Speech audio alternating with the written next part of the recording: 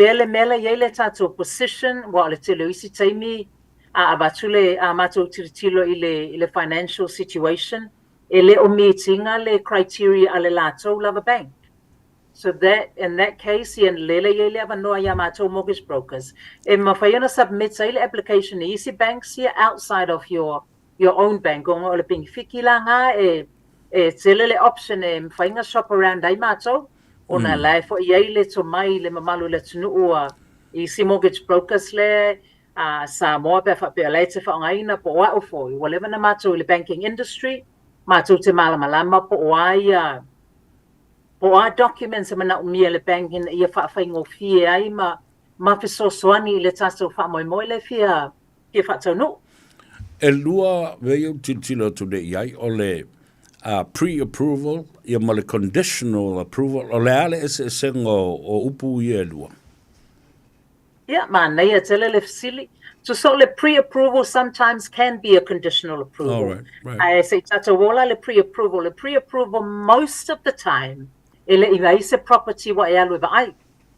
O le paule mele mana o le mamalu le tunu I need to know po le atonu lava le limiki po le amount le la amawhai le bank ona lend mai ia mato. So that sometimes is just a pre-approval. It's ele ia luwa ai se fale ele o iais po isa ofa wa fai.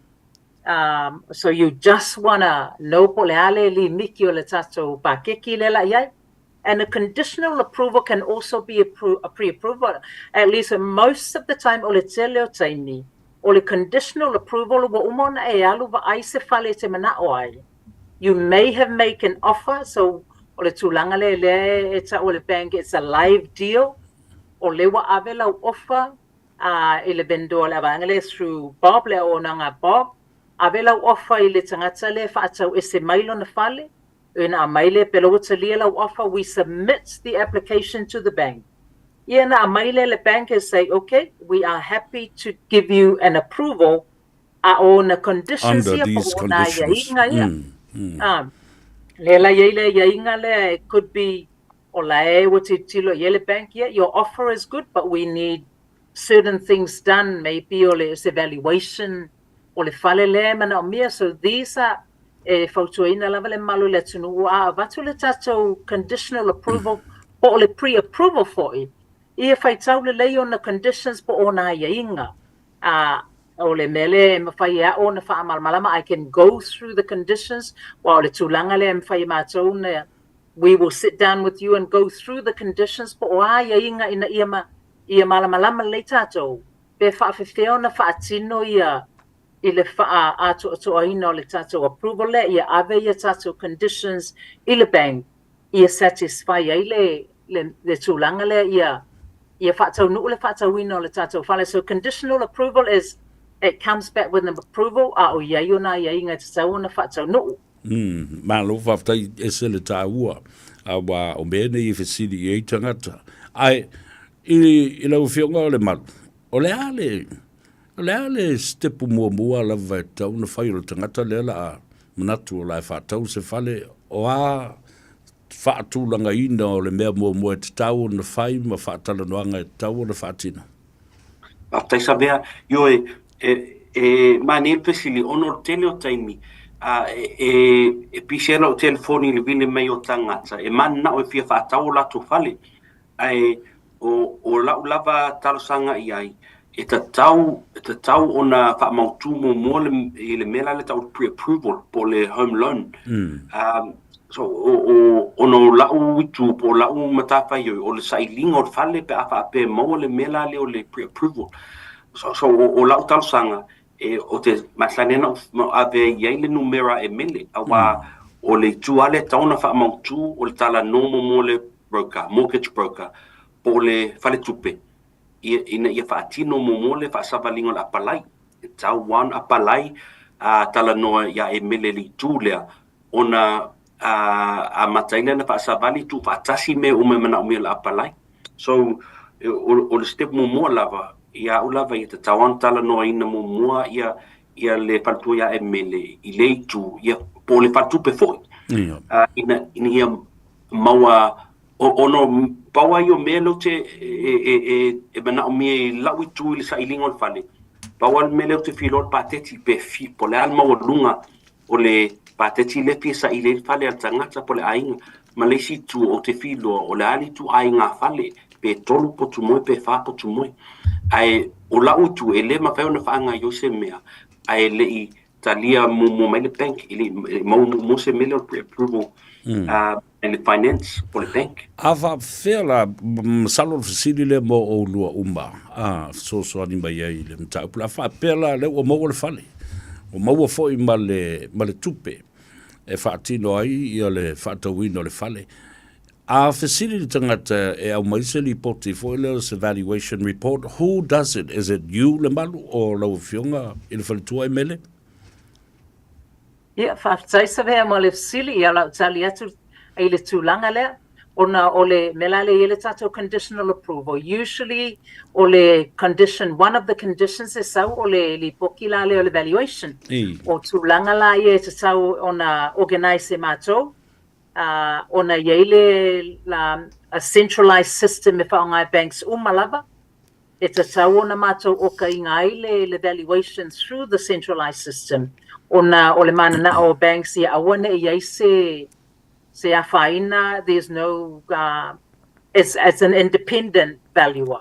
Ele o iai se afaina mai a mātou ke ua, iai soka kasen fo inga le lai mawhai ona whaatino ina le valuation o ka whai ia le wha moalunga le value.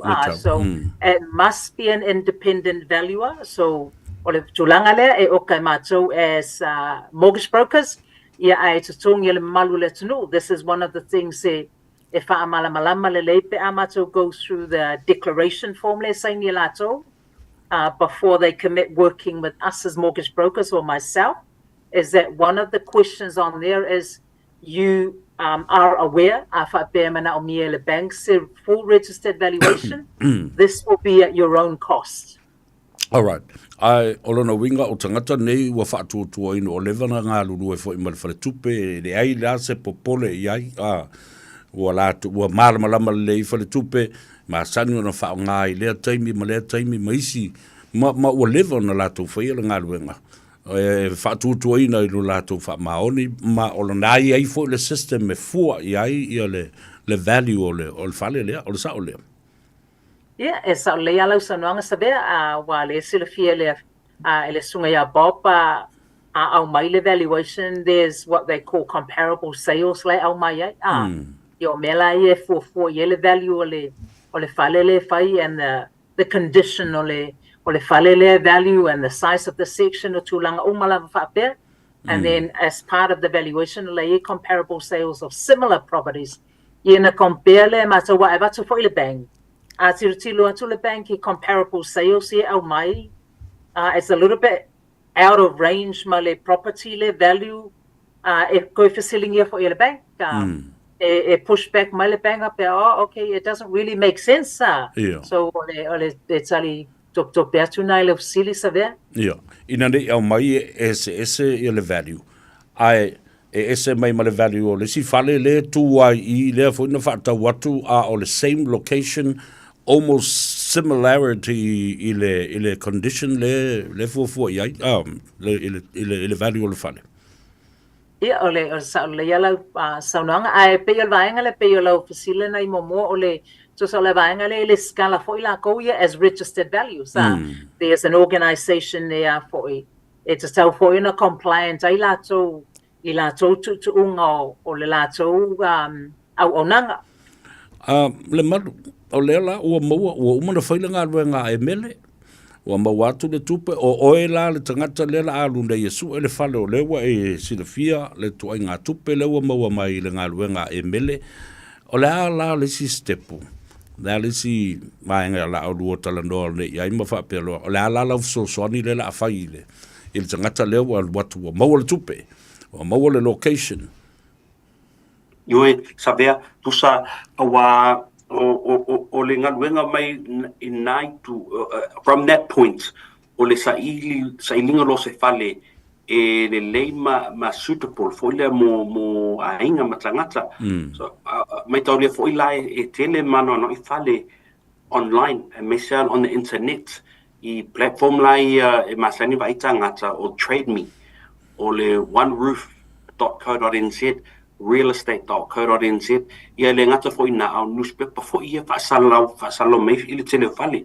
O la o nanga o te tala normal ainga. Ia I lo tonu po lale lau tele fale pe mana o mir falta avale, pe mana o mir fanua ne te wa ia le fana witi. Pe mana mi se pa fo ile for safety and security. Me umana te tala noa I tangata. Tau ina I lopo ai tu ai ngā fale o le a o walu sa ili. Na walu ile e fai pa atasial ngā luenga o te fai ai tangata ma bias o te fai fautua I ai. A lato va ai ni fale online lato te manna oi. Ia o neftango fielea tā mai ia o le emaili po le text message. Ona pawal melo te fi loa le address ma le web link. Tawina ia o va ai le fale ma va ai pe ia ni me ne te o ia ni me fale tonu. Ia. Fai tai a fa pe o se fale e lau te au mai se address. Ona o alwele va ai lunga mato I mato systems. Is it in a flood zone? Yeah. Pe vaia, pe ia ni fale tonu fa pena. Le so me te va ai ai. O le ale tu ai nga cladding po le ale le faunga le faut fale. Po se fale lau papa, weatherboard, po se fale piliki, po se fale plaster. Awal me la valor plaster. O fale plaster e tele ina fale tonu I sistemi o luma. Ona mera plaster e mau le meleta o le leaky building syndrome I tele taimi. So o lau talitonunga o te alu moe ba ai ia fale ina ia ba ai fale ia auni eni mea fale tonu. Malo. So you're talking about specifics o mana onga tonu wala tangata lewa e talanoa de iai. Ioi, yes. Ona o lau talitonunga o te mana o I don't want to just buy them any house that's not going to suit them. E ta tawa ia ulava ia. It's a big purchase and it's a big for ile commitment. So o te mana o lava ia whetau I le leile fale ia o ngā le leile fale a mese I mo lumanai. So o launga wenga wai le na o matou po ofisa mal matou vainga o te ngā lue le tūle o sailinga o fale. So I say to the buyers, if we can come up with a list of maybe 10 to 12 houses, and we can identify ile lisi na ni fale masalo pe lima pe ono, ones that you like from that list, se tatu short list, ia ono o tango ile e faso tai agents ia la to fale, the listing agents. Ia mau fa pesili iai o le alta o fale lea po iai se mel po face building inspection o isi foi pesilo tala no listing agent po leva na iai on the markets o me uma ia it has the potential for ile to point fale tonu pe ale a tato le sila pia ma vai fale lei. So o la uitu a mo ro parte tima le pre-approval o le sai linga lo fale ma e tau mawhai ai su ni options, maybe 4 or 5 options that will be suitable, but also that are not going to have any issues. They're not plaster, they're not in a flood zone. Awa a maurole short list na o ni fale lima pe ono o tango e fo ilea a matalon matu e asi fale ia. So you're not talking about a quick sale.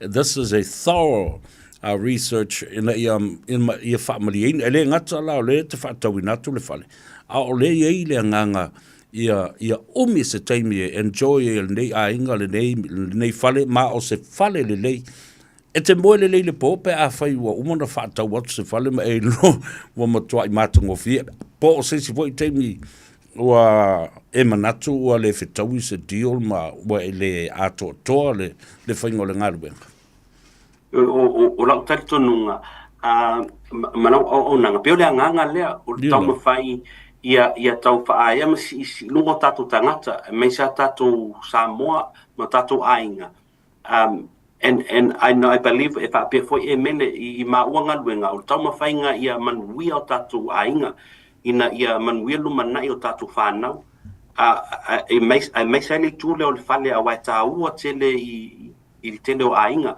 a le lei e pei fo o le tatu polkalame malu i fale io pa tāua tele i te au i le tule i tatu ainga ona e leo se tamai it's not a small purchase le spoi mea o le investment for the future o tatu whanau ma the legacy of our people. So if you or winga na or le ala na alaina na very detailed and specific ia la o nanga. Ma dila. Alo fa tai ta wo tele le fa fonga mai le tu no o tato tu na ia ma fa ma ma fo i mene. O lono winga e ta wo tele e lo loto le ngaruenga e fai. Awa le e te lone e o malono o tō whilo i matangata nei. Mo le la tō fale. Ia o le ara no nofo ai lea no fuanga mo se teimi umi o isi au ngā tūpulanga a wa e sila fia le. You've given these people a fair and the right deal for them at that particular time. Lea lawa mo le fale. Wa umana whātau le fale. E mele o le a le teimi e te fuafua e te tau o na whaatino loa. O le teimi ale wa umaina mo le fale. La tau lo na whaise insurance o le. E pui ai le fale le mai nisi me ono tula i mai whale angai nai le property lea. Ia whakatei sa vea mo le sile tāua te lea tūlanga. Just a disclaimer, I'm not an insurance advisor. Yeah. But o le tūlanga lea ea fo'i.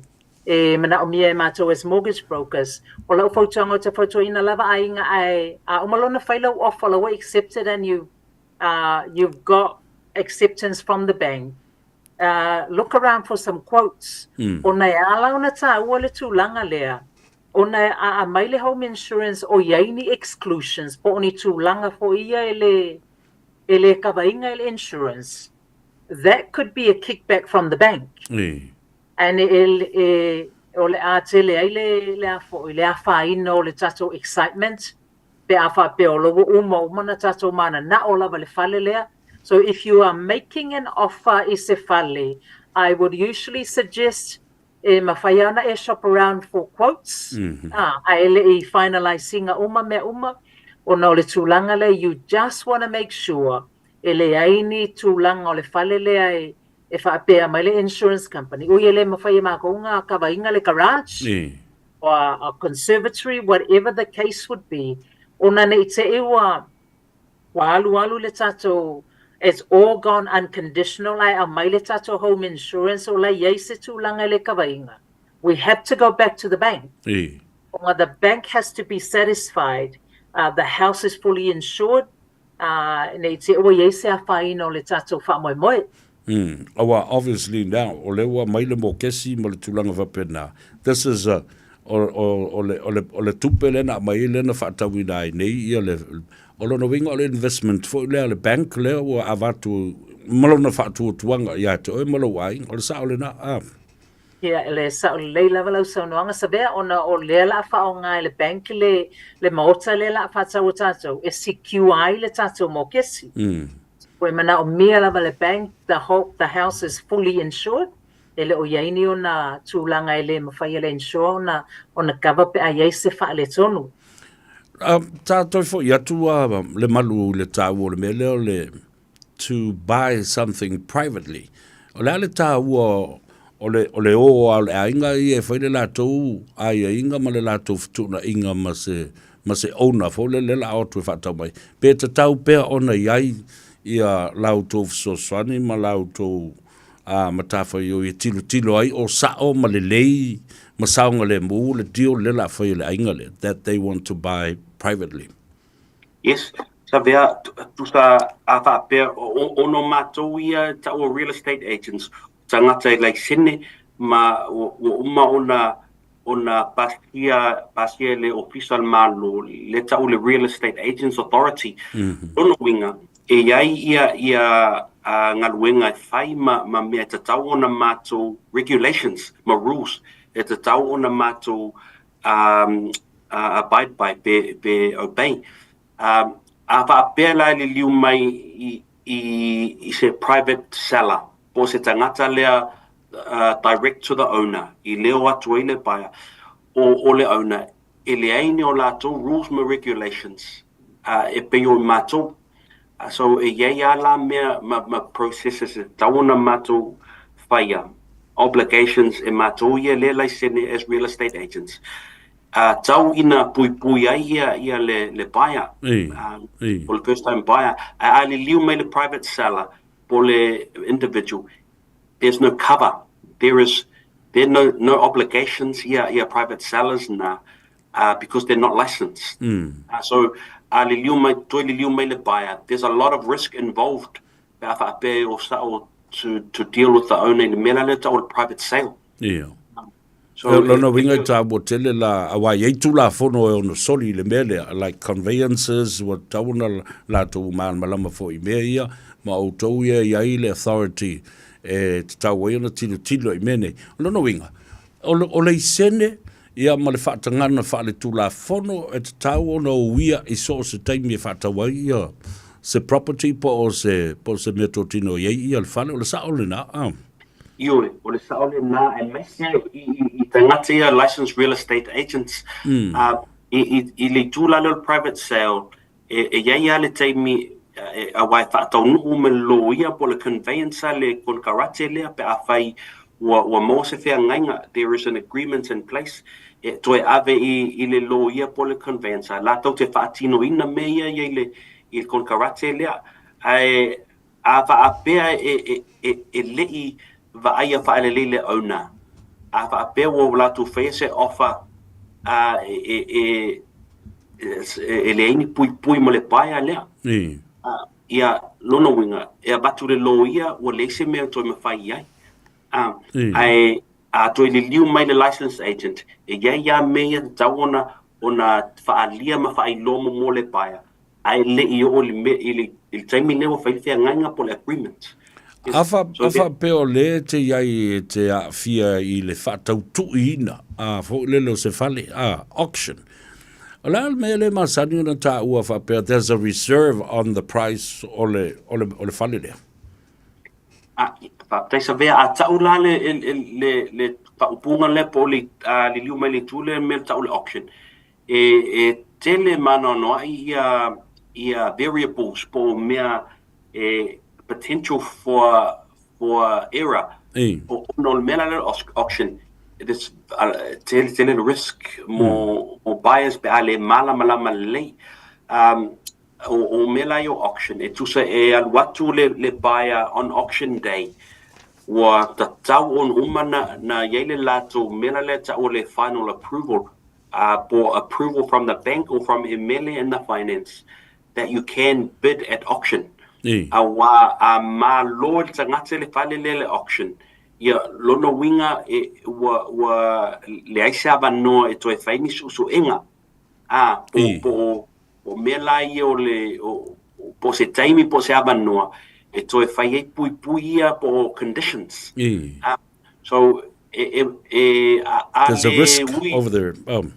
A lot of risk. So if there's not enough guidance around that, then our people or any buyers can be exposed to high risk.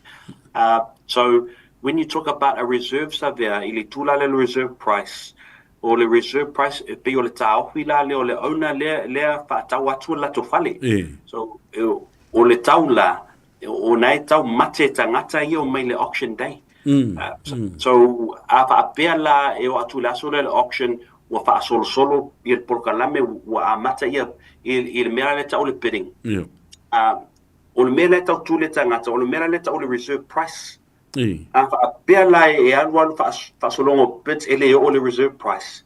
Ia lono winga ele fa tau ele tau lia awa ele ia se peti o lata ile mea o talitonu le ona o te tau no o ia le se peti mawalunga fa pena o sauna saber you fia pataua tu ia le mena le tau auction e le leia le tala no le ma le loia ma le broker po le bank fautu atu I tātou atu nu. A whaapeo se whale auction nei te mana o te alu e turi loa.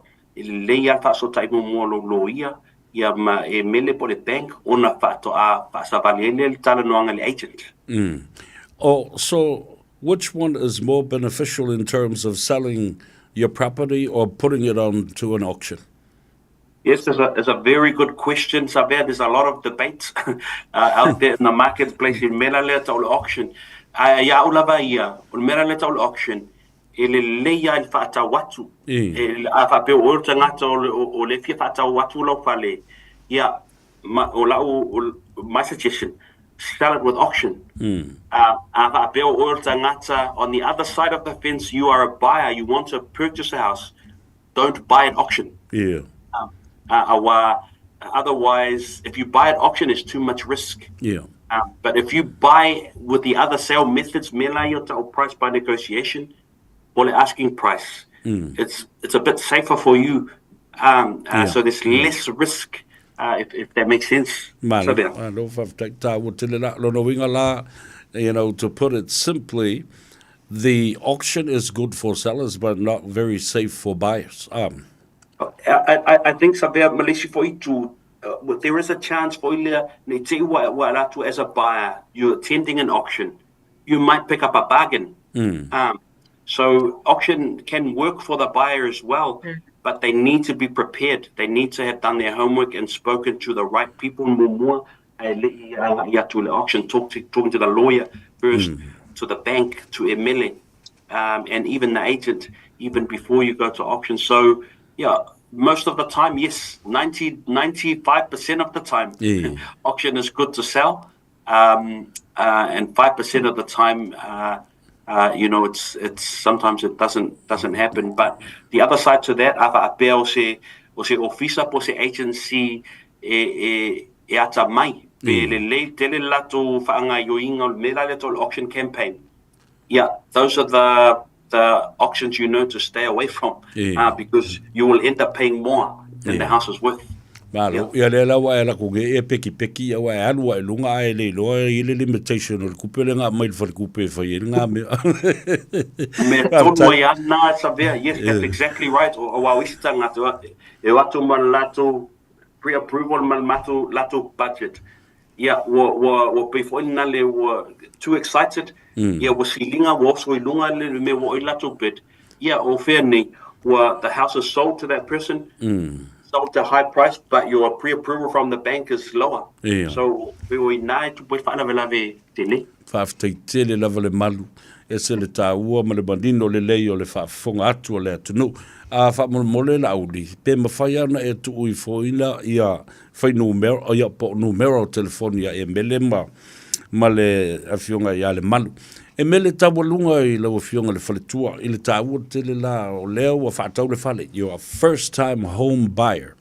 Now, o a la nisi tupe o le te talitonu o te tau na whaalu, o anisi me te wawa ai, o le a toi whaaputuputu, o nisi costing I lunga o le whare fau, le whatoa, o le whare mua le mo oe. Yeah, whaaftaisa vea mo le fasili. I just want to go back le melo le private sale o na wa whiololo lava nei le mamalu le tunu, they have gone ahead and make some offers for ingale on private sale. Ona wayayuna whapitauli, they come to me, then I have a look on the price based on either core logic or velocity. Wa makua I mawalunga lava le offer le wa avea yelato le private sale le so I usually would suggest we'll give them the information o ngai le o a real estate agent, but I have the information mawhaiona avatu yalato they're actually paying far too much for the house. O tūlanga whapepe o le nasa no ipope tā ua lava le whaonga o le aonanga say Bob, in this case, o na lei loa le leia lātou po ngā whea mawhaiona negotiate I ma le ona. Ona o le puipuinga lava o le mamalu le tunu, ona I think our desire mo le Naples Kalame through Radio Samoa o o le tamu fai se I whaamalama atili o na tūlanga ese ai pe whaafewhea fo iona mātou pe sosoani le malu le tunu. We want to change the perception le peilei papoi or somewhere that Pacific Islanders or Samoans will always be renters, and we need to shift the mindset there. And it's our jobs collectively. Ole sa wale le o nanga amato umanei e mawhaiona sosoani mawhaamalama po o ngā pēr mawhaiona ona sefe le tatou se leni. How can we make sure ole e protect le mamalu le tunu mai tūlanga ese whapea. So first time buyers to sa o mea lava nei e tolu o te whautuaina le malu le tunu te taona include lau budget or mea compulsory le, obviously your mortgage.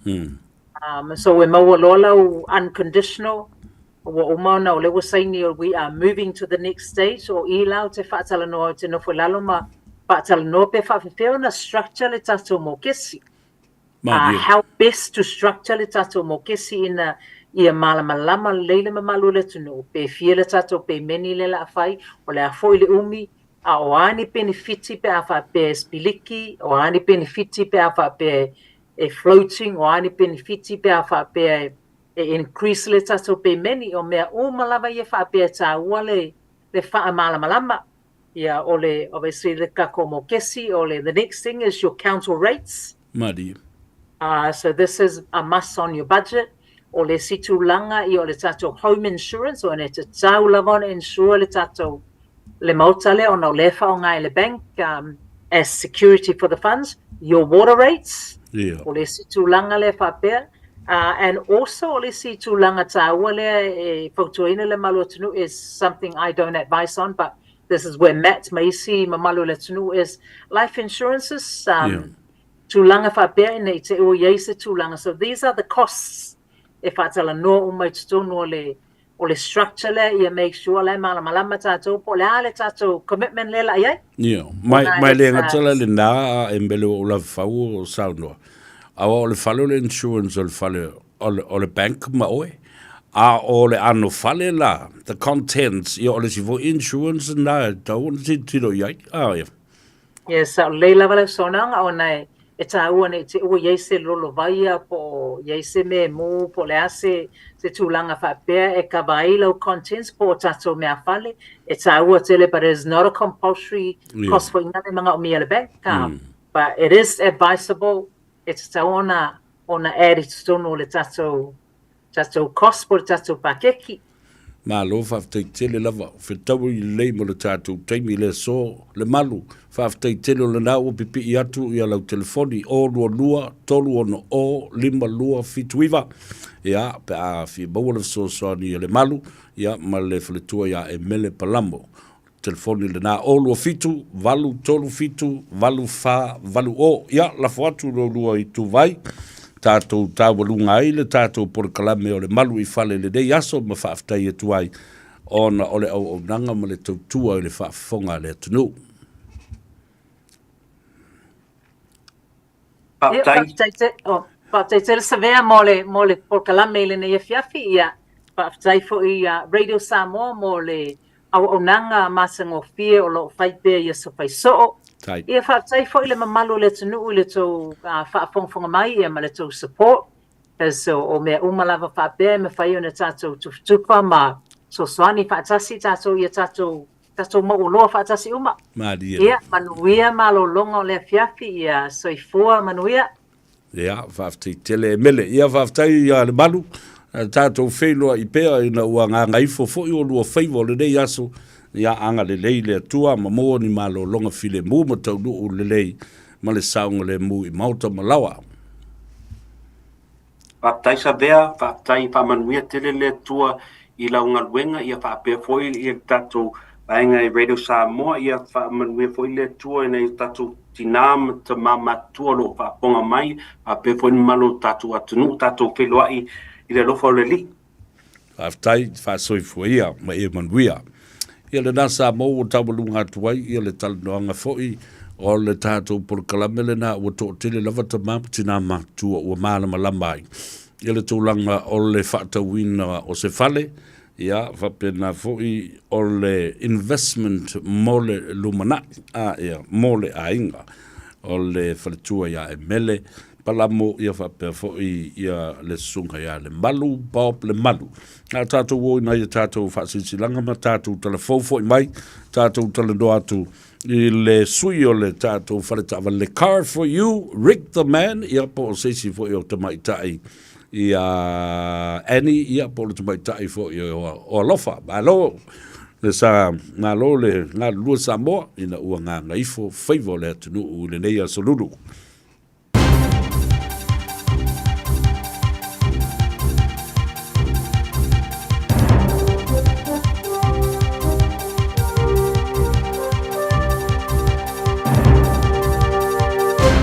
Malo le ona sai whaatalo whatu se whaapoponga le nei o tala mai atunu e mamao ma tala o le Pasifika a le Radio Samoa. Momo atu mai sa e tū te tonu, wa yeili poti wa whaasara lawina i le so wa whailo atu ia Israelu ia Amerika o le aolato wa so whaia le militeria Iran ai le o no fuanga niukilia ma no fuanga o Yesu au. Vai mai le CNN o so whainga Israelu wa whaia i le panona wa sidia mara se fulu wafe e o mai le asona nafi ma le isi se lau fast food wono na whaia i le luas food whai tūla taluai. Wa wala au mai le sui whai lau tusi au ao le Hezbollah ia Israelu e talia le whaamuta o oswhainga i le panona pe o le awhea ngai mani maputianga. Pe ta i o lo tumo pere fina ngalo le pare miau Israelu Netanyahu e whaawau peo no oswhaia no whango le Hezbollah i le panona ma Beirut. O lo te e Amerika i le oswhaia Israelu le lau mua o le atunu o no le to telo tangata sivili po i la tau e leo ni fita o lo o iai. O le ripoti da tamai la o ta waia Israelu ia Amerika o le isi ala tau oswhainga ia Iran o le aanga isao i no fuanga o iai le militeria le atunu lea ai le o no fuanga niukilia mai iai le suau. Whai mai watu inatu se tusi a Amerika ia Israelu ia ngai oi vave e wha le leia le tūlanga o tangata i Gaza i tu tonu o le tolu sa fulu aso. A wasau ma le lapta inga malo o whaatasi o lo wasi o nei e Israelu vaenga umai le tu i matu o Gaza e fōringa o lo tau fuafua le ave e sea wha malo si mai o tangata o lo iai. Lono winga a whai e whaatinoina o se matua i sori ngā tūla whono tau taua ma e le o se tūlanga le lei. Mai Korea i mātū ma Korea i saute wa tua ia nei e Korea i mātū Korea i saute i le whaalele atu o ana drones i lona laumua wa tu e whawhangua nei ma popolenga wa tau mō watu moni nei māsina. Wheta ua ina o drones nei na o lātou whaasara launi lau pepa i lungo le ai o Pyongyang ia whai mai Korea i mātū o ngā io inga ia tau whaososo e ono o ai lava i se taua. O lea lau wali putia ua whaatunuina le fita Korea i mātū o lo i tua oi o atunu e lua ia sauni e tali atu. O Korea i saute fo i lātou ia wali putia o lātou sauni fo i tali atu i se oswhainga ma le whaamatalanga a whai e whaamata uina le saunga le mua o na tangata e Korea i mātū o le a whaailo lo iai le i unga o lana whainga malo. Wali putia mai la ua whaaleanga ina e Korea i mātū vaenga o ala te tele lua e whesota i ai ma le tu i saute pe o na ia fola i se temi ua sola.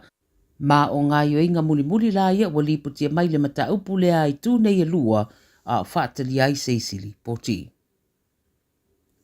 Mai Amerika a o whaawau pefi nau ngā sui e to o lua o tausin yo mo le tofi presidente o le malo tele Donald Trump ma Kamala Harris wa yeili poti wangi ngai upeng te whailangi wa ta wai e o le se fulu 1 miliona wa te tongina i se itu lau o le Facebook o le social media o se vahenga o le campaign a Harris wa whao ngā e mawai le to tele o tangata i a pālota ngā i le Democrats. Wai mai li poti o whaasara launga whaapisinisi po o ads wa lafo i le whaitau miliona o tangata i lunga o le social media wa whaalawi lo ai li poti lau whaasara lau mai o fisa whaasara lau te tele i Amerika pei o le NBC ma le CNN maisi. Ma lo whaalau lo ai tūlanga le lei o le a maua e tangata pe a filifili le Democrats ma Harris mo le tofi presidente. O ia whaasara launga wa siri mau atuai le tupe whaalua Harris i lana campaign na i lo Trump. O le Daily Scroll le ngolo o alua ia whaalawi loa ma wa iei whaamauninga ua maua le whaita wafu tangata ma i no fuanga e nao i la taua i le au unanga whaapita e au mawai. Ma o siria i le fitu se lau miliona taimi ua wa ai e tangata i le social media. E mai talua na amata mai le campaign na Harris, wa lata ili se lau se fuluiwa miliona ua whaalu ina ai. Mai le Pasifika i Samoa wa toni na yaso, ona whaatau nuu leo le tari ngā māloa le atunu le whono tanga whaululunga o māloa le taupulenga po le Chockham e pei ona whaapupu wai le whaaperetania. O le aofi ai atunu e 5 o māloa le taupulenga i lalo le autu One Resilient Common Future Transforming Our Commonwealth. O le ulua i teimile nei wa tari māloa i se atunu o le Pasifika i lea whono tanga ma o le whaululunga māloa le taupulenga King Charles o le a sauno ai le saunoanga autu o le whaamoemoe. Talu mai ona whaamautuina o Samoa o le a tali māloa i lea whono tanga na amata mai ei tā penanga mai o mai le so toi ni na yaso whaataunuu ua vai a fio anga ese wa teutuina ma mga ala i tanga vai a tunu uma o le a awai. O lo ufofoina pe amaleono afe tangata o le amalangatu i Samoa mo le nei whono tanga tele e au fiaita ita i o atunu o sui o malo le au whaasalalau ma le vaenga o pui ngā atunu awai pa pefo ita i talavou. Sa no le parimi o Samoa fia me Naomi mata afa i le Radio New Zealand o se whaamoemoe tā ua mo se atunu ula i titi o le Pasifika e tali malo ai. Tele mata upu tā ua le atalanoina e le tau mate au fiai masuinga o le tau. O le whonutanga e amate le asonga fua o mua ma tāpunia i le aso wharaile o le vai aso fau. Ma le tala mulimuli mai New Caledonia, o le president e fau o le atunu New Caledonia le konkeresi o Vale ma Falaio, o ia fola alo ia se malienga na sainia ma le parlemene o Azerbaijan i le masino a Perila ua whaalea o ngāina nei. O lana whailua inga ma lau tūstala le bāsa nei ua whailua ia le li presidene o le malienga lea na sainia i le vāo se sui o le konkeresi New Caledonia ma le presidene o le Azeri Parliament ma sa whaia o se la asanga e whesota iai tu e lua. I le teimi lea pei ona whailua iata mai le sauninga sa whaia o lo whailua tua iata o fua e langolango i le tutu o tasi o le tunuu o lo tuu mai ilunga o kesi sa wha o ngā i la tauna whaataunu ina le saini ngā lima. Pai mai le presidente fau e le se tūlanga loa ia e te tawai ona sainia e le sui leo le konkeresi o Omaira Naiselin lea malienga. Pai mai le teimi o le saini ngā lima lea e le i fia iei fai pula le parlemene e langolango pea i Afarani o nei le i whaatala noina le mta upu. I nei masina ua tona i atu tolo na mai ele vevesi New Caledonia le o ngā tonu o me, sa whailo aia na minsta sa iei le teimi le i mta upu whaaloto i whale e tua ia Azerbaijan i le whaalawalawe ane fua i mta upu tau Farani. Lea la ua whaalea o ngai nai le presidente fau lea le marienga na sainia a o tali ai se taliane a isi i tu o le malo i lea ngai o inga. Tala na le Radio Samoa mai atunu e mamama le Pasifika, soifua. Ua na o le Radio Samoa se furulima iwa toru a mo e tautuaina o e ilangu ngana fitu aso le vai aso. Ea tawalunga tuaia tātou telefou i vai whanua i le ngangana Samoa mai Australia i le tamaitai ia po mare ia whaafteitele maua sisi whaapoponga i le aso a tai au le teimi masani. O lea ua se 10 minute wa te ele tu lai limba. Ia e mafuta mai loa i o le tamaitai o alofa. Mai o le tātou whale ta vale o le car for you. Le neifo ia solulu ina ua ngā ifu Faiva o Samoa. Whata alofa atu alofa ba lole soifua manuia. Alofa i ngā due le nei aso. Alofa atu lau fionga savea. Ia ua male aso. Ia. O le ngala e le whale a le ama ki kaukuri moe i mara kama. Ia, nā mai lau waso ia male. Male tua whina ia Annie, ia male kamalo Rick the Man, mo auto umaro o ngā lulua i nā. Ka moe sa tele ni tau kon kalate fau sa se lia nei aso. Ia, e sa oa. Ia, se o lolo ana i tangata su mai fo ima a fia palai le ini lato ta vale. Ia, roman wia fo ile uso ya Annie male Rick the Man. Ia, Rick the Man. Lele, o le ale te mia tāpuni ai o tō umale au nangai, nei a fiafi. Ia, e tapuni il maso fata vale nei le ono le fiafi. Awa, ono winga la ia ia tangata ia e whai ngā ruenga, ia ma tuli atu lava na ia wanoa tau te whenua i ai. Sao lea? Ia, sao lele. Ia, lele. Ia, ia ina i tā vale o lo o alu whapitoa. Ia, mai se fo ia au tau whailo i lunga o le Facebook page, o le Card for You, ia, ma le upenga to Failangi. Ia, sa lo falava Samoa I tu whalalangi a whemelo I whalongolongo mai ai le tato Radio Samoa, ia o lofa nei mai Card for You, ia umaua tato tāwale SUV tala iti youth, wo iai fo le tato whapitoa, na o le iwa tala le youth, tusa laisene, le eise laisene, le leilo suafa, mai whainga luenga tu mau, ia, ima whainga masaswani lau apalai, ia, te su mai loa le matata atusi o le tol se lau Grace Afon Manreua, pe faso tai mai le owa se lau, loa loa fitu Faiva o Naval. Ma lo, whafti tele mo tali poti I le nei fo I a fiafi, ia whamanuia le tua I le whamai o ino o ngā luenga o tutoe, tā whenua I le asua tai au, whaasoifua ia, ma I manuia. Pena foi, ia. Ia, whaasoifua. Ia le nā, o le talandoanga ma le te moitai o lofa ma le tātou whareta wale le Card for You, te maua I ona lo toa e lua iwa walu, tolu se lau, lua iwa walu se o le tolu se lau, Great South Road I Lai Manreua. Ia, ma le wala au le latu telefoni le se togi, o walu se lau, lua fitu, wha iwa ono walu. O walu se lau, lua fitu, wha iwa ono walu. Ia po le anga I fo I lunga o le Facebook page le Car for You. Leo ua sful minute mo te aile tu lai lima. O nā iei na I tātou whasisilanga fo I mai. Tātou se ea tu le talandoanga.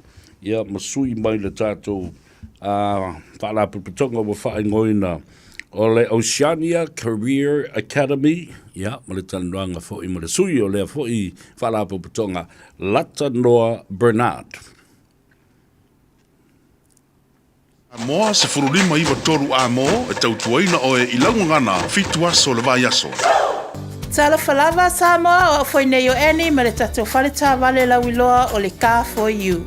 A whailava ta sa ili sa tā wale, le aise laisene pe maua le laisene a o e whaingaluenga tū mau, ma le leilo suafa. Whaingo fia lava le Car for You na fsoswani mo oe, maua tatou cashback pe a mana mia le fsoswani. Tala falava Samoa o a whaile nei o lofa, awa nei ngalo le tatou Facebook page le Car for You, pe te su mai le matoto atu si tolu se lau Grace Afon Manreua, pe faso tai mai le mato telefoni, over te lau lolo fitu Faiva o Navalu, fa fasilimo and po alofa. So fase fua. Are you at a crossroads and not sure where to go?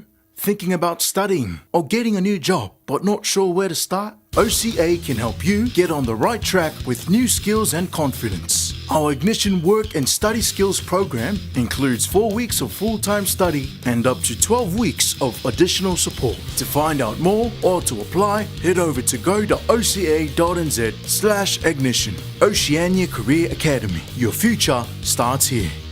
O le R-Dash Travel, o le company numero tasi le taungo fio pasese mo fe malanga inga I Samoa whapea le malanga bai I Samoa I New Zealand ei. A whea de loa I le ofisa o le R-Dash Travel, tasi valu lima Great South Road I Manarua. Pe vili mai I le telefoni tolu iwa lua o wha o o. Tolu iwa lua o wha o o mo le R-Dash Travel. Beta Drive Doctors, I le taulanga whaatau I mangele, whapea Manarua. O le vainga o so ngase pe amana o mia. Pe whaatino e fo I matupui pui o le whana witi, o tupui pui le COVID is full river, mo I lato is full on tausanga malunga atu. Whapea matupui pui o le flu. Wala au telefoni, lua lima fitu, walu lima, iwa walu. Mo so wanoe whaatino ai nei au nanga. O fisa fo mai mangele, I taftafane o le McDonald. A Manreua, I taftafane o le Faletusi po le Public Library. Beta Drive Doctors, Clinics. Radio Samoa, tasilima ibatolu, amo. Radio Samoa, tasilima ibatolu, amo.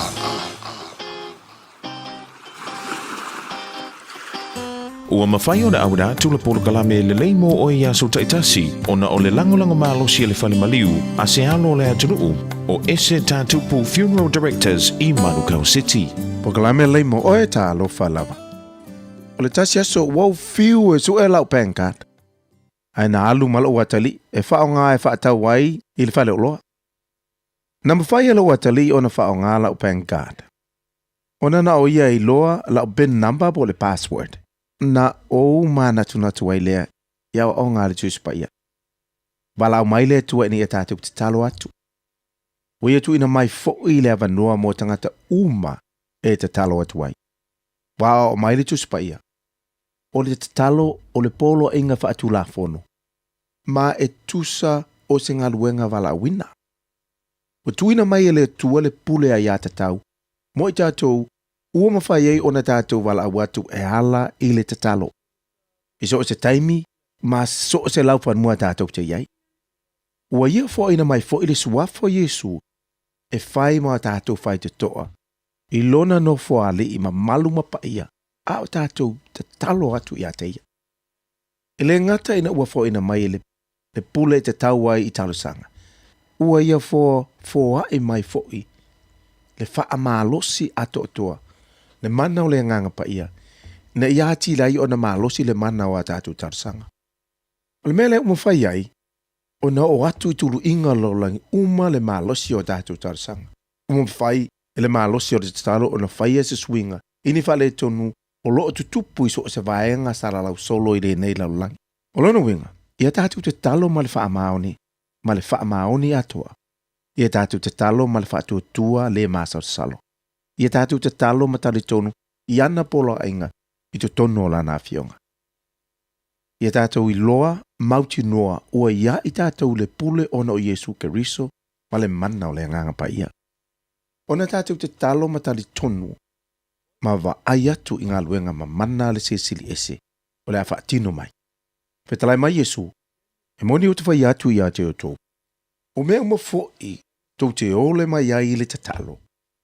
Ua iai le whatuatua e maua lawa e o tō. Ule nei, wa ia tātou le whaitalia te talo, ai ma wha maoni i le whatuatua. Moni i lo tātou wali u Yesu Keriso. Ule na fo i wa tu mai le pin number. Le password e te tau o na tātou whaonga aina. O Yesu le manuia ato atua, le whaitatoa i le mamalu o le tua. Mana tua, e le lei mo oe.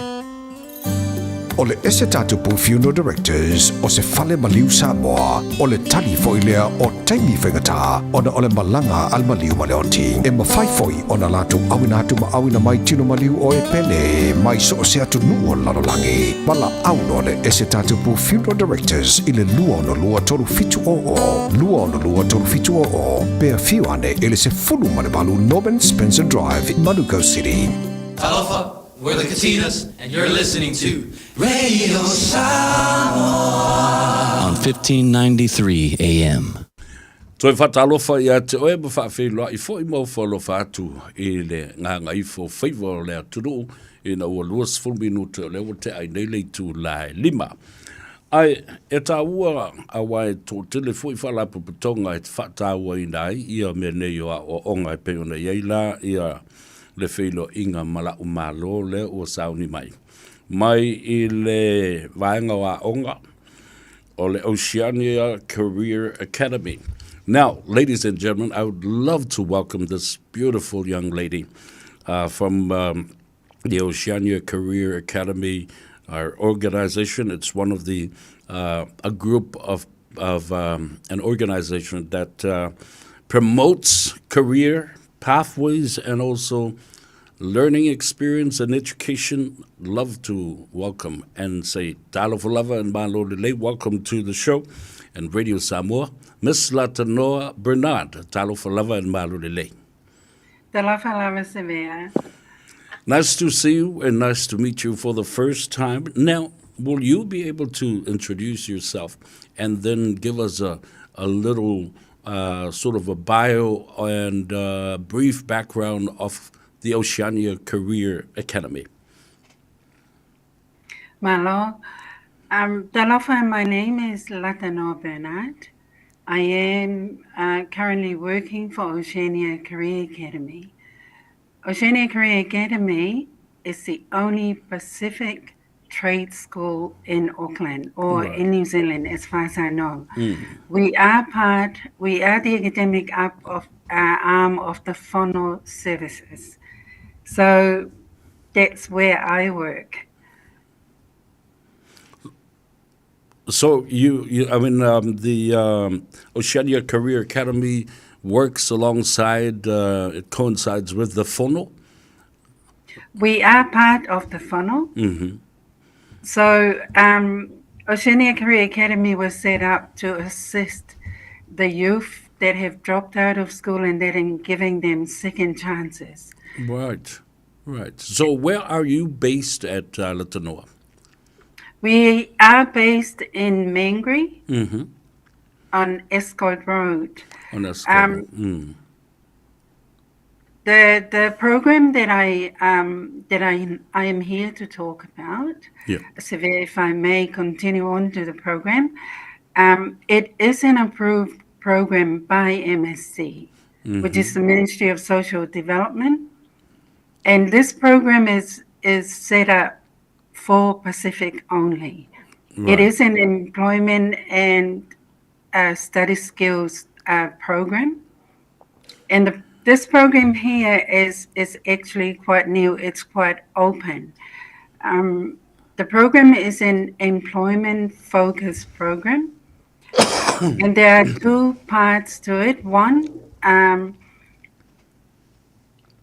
is particularly suitable for Pacific youth and those that are struggling to find work, whether they are on the benefit or not. So our program is actually developed to develop soft skills to increase the chances of securing employment. We focus on their goals and aspiration, their self-awareness and believing in themselves, building up their confidence, to believe in who they are as Pacific, the values of the Pacific. We also bring out their strengths and their ability. Yeah. We look at what employers are wanting from the young people especially. So that's the employability skills. We help with interview skills. Also, one of the key things that we look at is the employment agreements, their employment rights, the resolving of issues in the workplace, and securing employment. So it's assisting them to find a job. That's the focus of the program. The other group that we can also assist are those that are currently working and finding it hard to progress to higher income paid role within the same organization, or they want to change career but don't know what to do.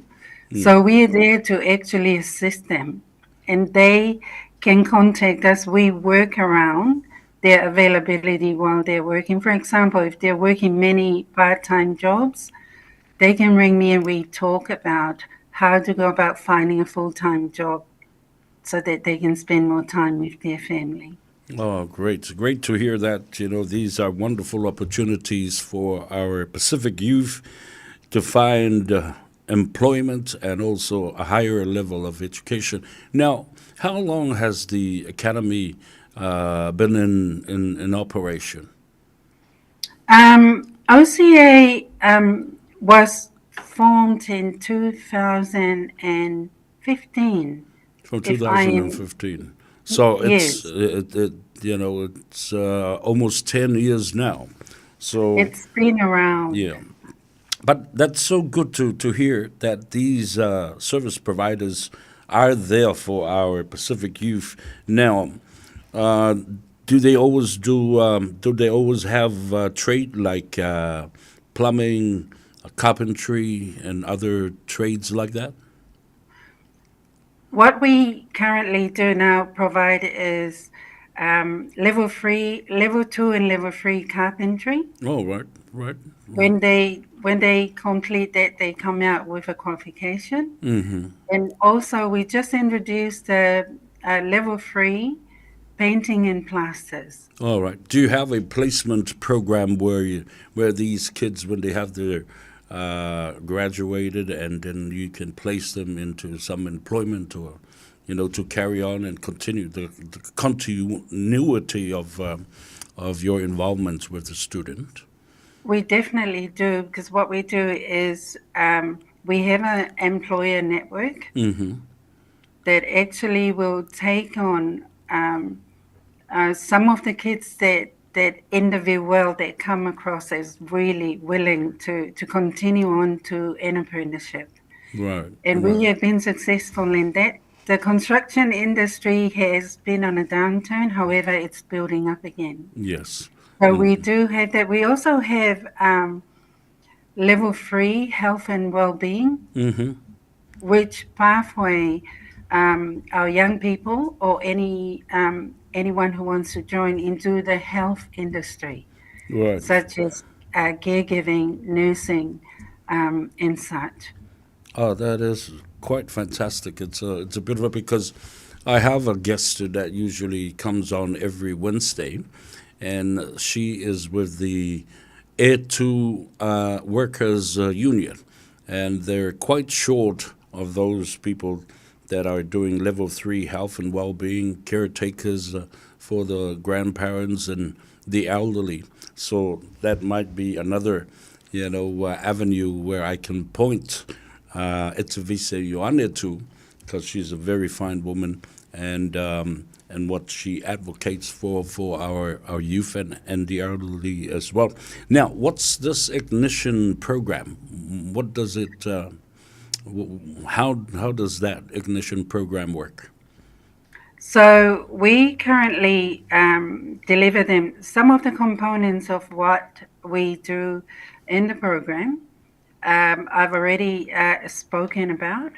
So they can be referred directly from work and income branches that we work with, or they can make contact and I will talk to them if they want to find out more about the program. But the outcome of the program is actually to improve the chances of our youth and the people who are struggling to get into work find employment.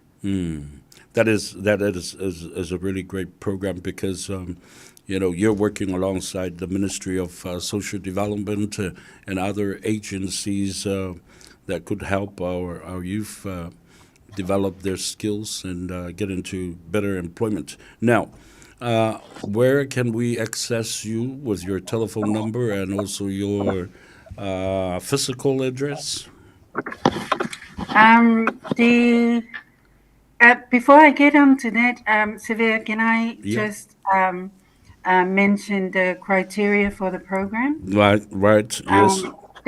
They must be Pacific only. Yeah. Or affiliated Pacific, over 18 years of old, who are currently, whether they are on the benefit or not, they are eligible to come and inquire about the program. Right.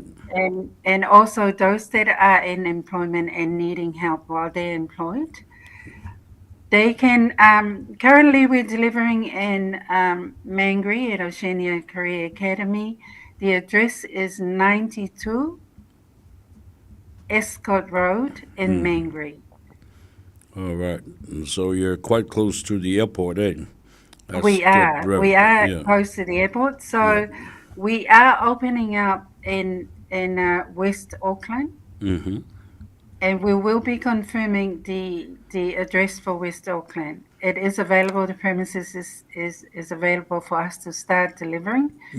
But we just recently opened up there. So I am going to the West to do some marketing on that site so that they know that we are there for them as well. So we are currently catering for South and West. All right. What's the size? How many people that you can have in one intake, and how long is the program? We don't go by how many people per intake or cohort. This is a rolling intake, so they can enter the program at any point. Oh, right. And so they all have different durations, every course, different courses, different durations? The duration of the program, the first 1 to 2 months is us focusing on preparing them for work. Right. And understanding that they come with all different level of work readiness. Some, they just need the CV, a little bit of tweak with interview skills, and they're off to work. Right. And some takes longer because it's building up their confidence and such. All right. So it is. So the first 2 months is focusing on developing and making them aware of the workplace and the world of work, but once we secure employment for someone, they exit the program. Right. Is this the first time that you've ever been on, we've ever had a conversation like this on Radio Samoa, or you've had some advertising and marketing through us before? Not myself directly, but one of our staff from the Whānau have come on Radio Samoa, but not detailing the program that I'm doing right now. Right. Thank you very much. In case I might missed out on something important that you picked on, this is the chance for you to elaborate a little bit more on that before we end this conversation. Yeah. Oh, thank you, Severe. My phone number, I'll give out my phone number now. Yep. It is 021 381 656. Right. 021 Isn't there an 0800 number or no? There is an 0800 number, and I will read it out to you in a second. It's 0800 622 871. Right. All right. Thank you very much for being for coming on to the show, Latanoa. And I wish you the best, and I hope that we can continue to work together and promote, the career pathway that is offered by Oceania Career Academy, and continue to push through our 0800 number for our listeners, and especially the youth, the Pacific youth that are listening tonight. But thank you so much for your time. Really appreciate that. Yeah. Thank you so much for having me. Thank you so much. You have a great evening, and we hope to catch up again in the near future. To Sure. Yeah. Now, Latanoa Bernard from the Oceania Career Academy. It is situated at 92 Ascot Road in Mangere, very close to the airport. And also the 0800 number, 622-871. 0800-622-871. Mana ia fōle nā o onga, whai o nā ngā iai ia le tātou. Atunu ua mese le tō tele o tūpulanga tala vau ia. Le ua kāwha whaongi, o ese mai a onga. Ia o mai lo whewheo i pingi sifi fōi. Ai le I pasi le alea. Le NECA. Ia, le nā. Wala aule tamaita e o le Latanoa Bernard i le o Valusalav.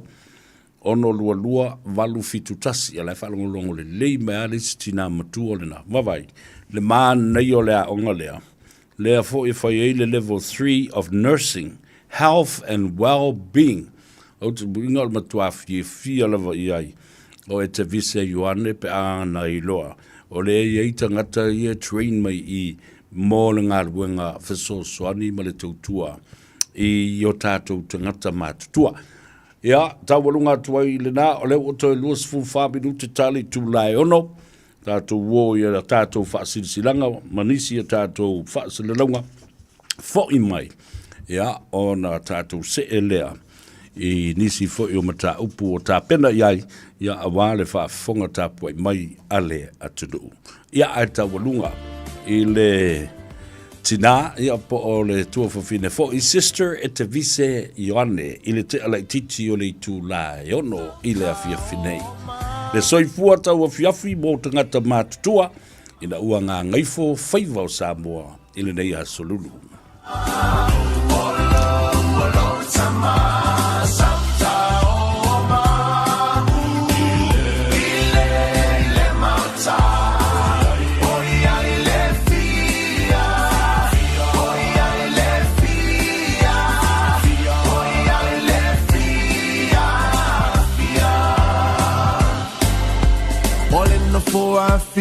tala lelei Sautau ai nei Ole na fua fio le tala lelei Sautau ai nei Ole na fua fio le tala lelei Sautau ai nei Sautau Sautau Sautau ai nei Ele alo ai se tangata whaia ngā Sautau ai nei Ele alo ai se tangata whaia ngā Sautau ai nei Ele no fua fi e alu I le laki Sautau ai nei Sautau Sautau Sautau ai nei Abra amatama malana whanau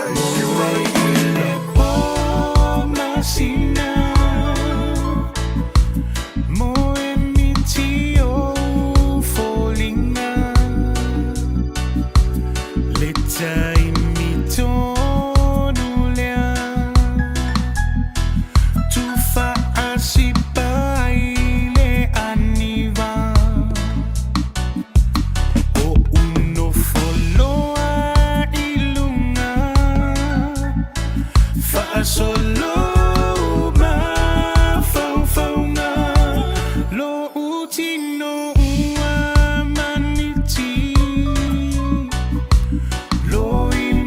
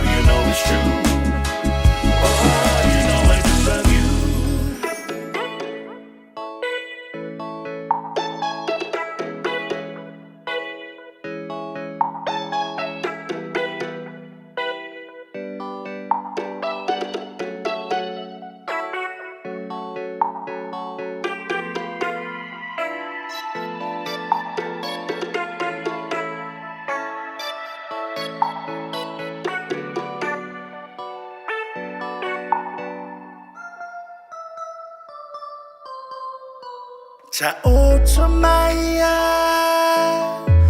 huela uo se fusi tasi maya mo ita ile nipo fai maya sitala ilata mafutanga po otu maulo walofa ilo unei tangata lene yolanga eia ye muta anga o aso olele mama se ia imafutanga le aisitasi ato lena sila fanga Yellow famoni mangalua iyo leanga uapeleta si oe ilo une ilo toe le ai si tasi baby you are not oe le ale umi olo uola otu Alufafa amaoni yate o eopo ile oti funga wana o longa yotoe wafanya tana fa angalo atu yate oe o folinga tumope yo umafofanga eyo semichi emomoli mai ia tumanga o te fola ula ia tunu umachalashi ele falua ina oe sungala uhani la u baby uapeleta silava oe uana oe sungailo uneilo toe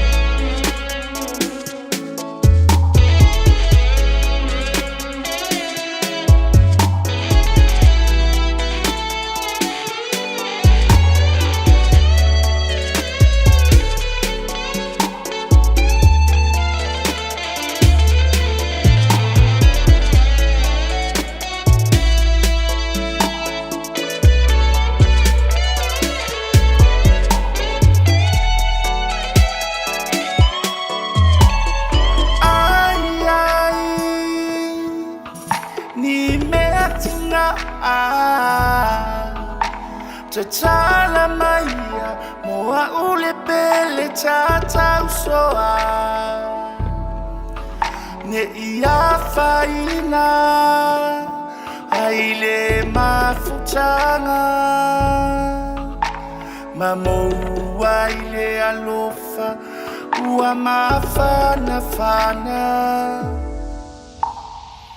fungai wana o oi lo nei lo toi wa faina tana fa angalo atu ya te oi o folinga tu mo pe yo uma fofanga e yo se miti e momoli mai dia tu manga o te fola la dia tu no uma chalasi ele falua ina o esungala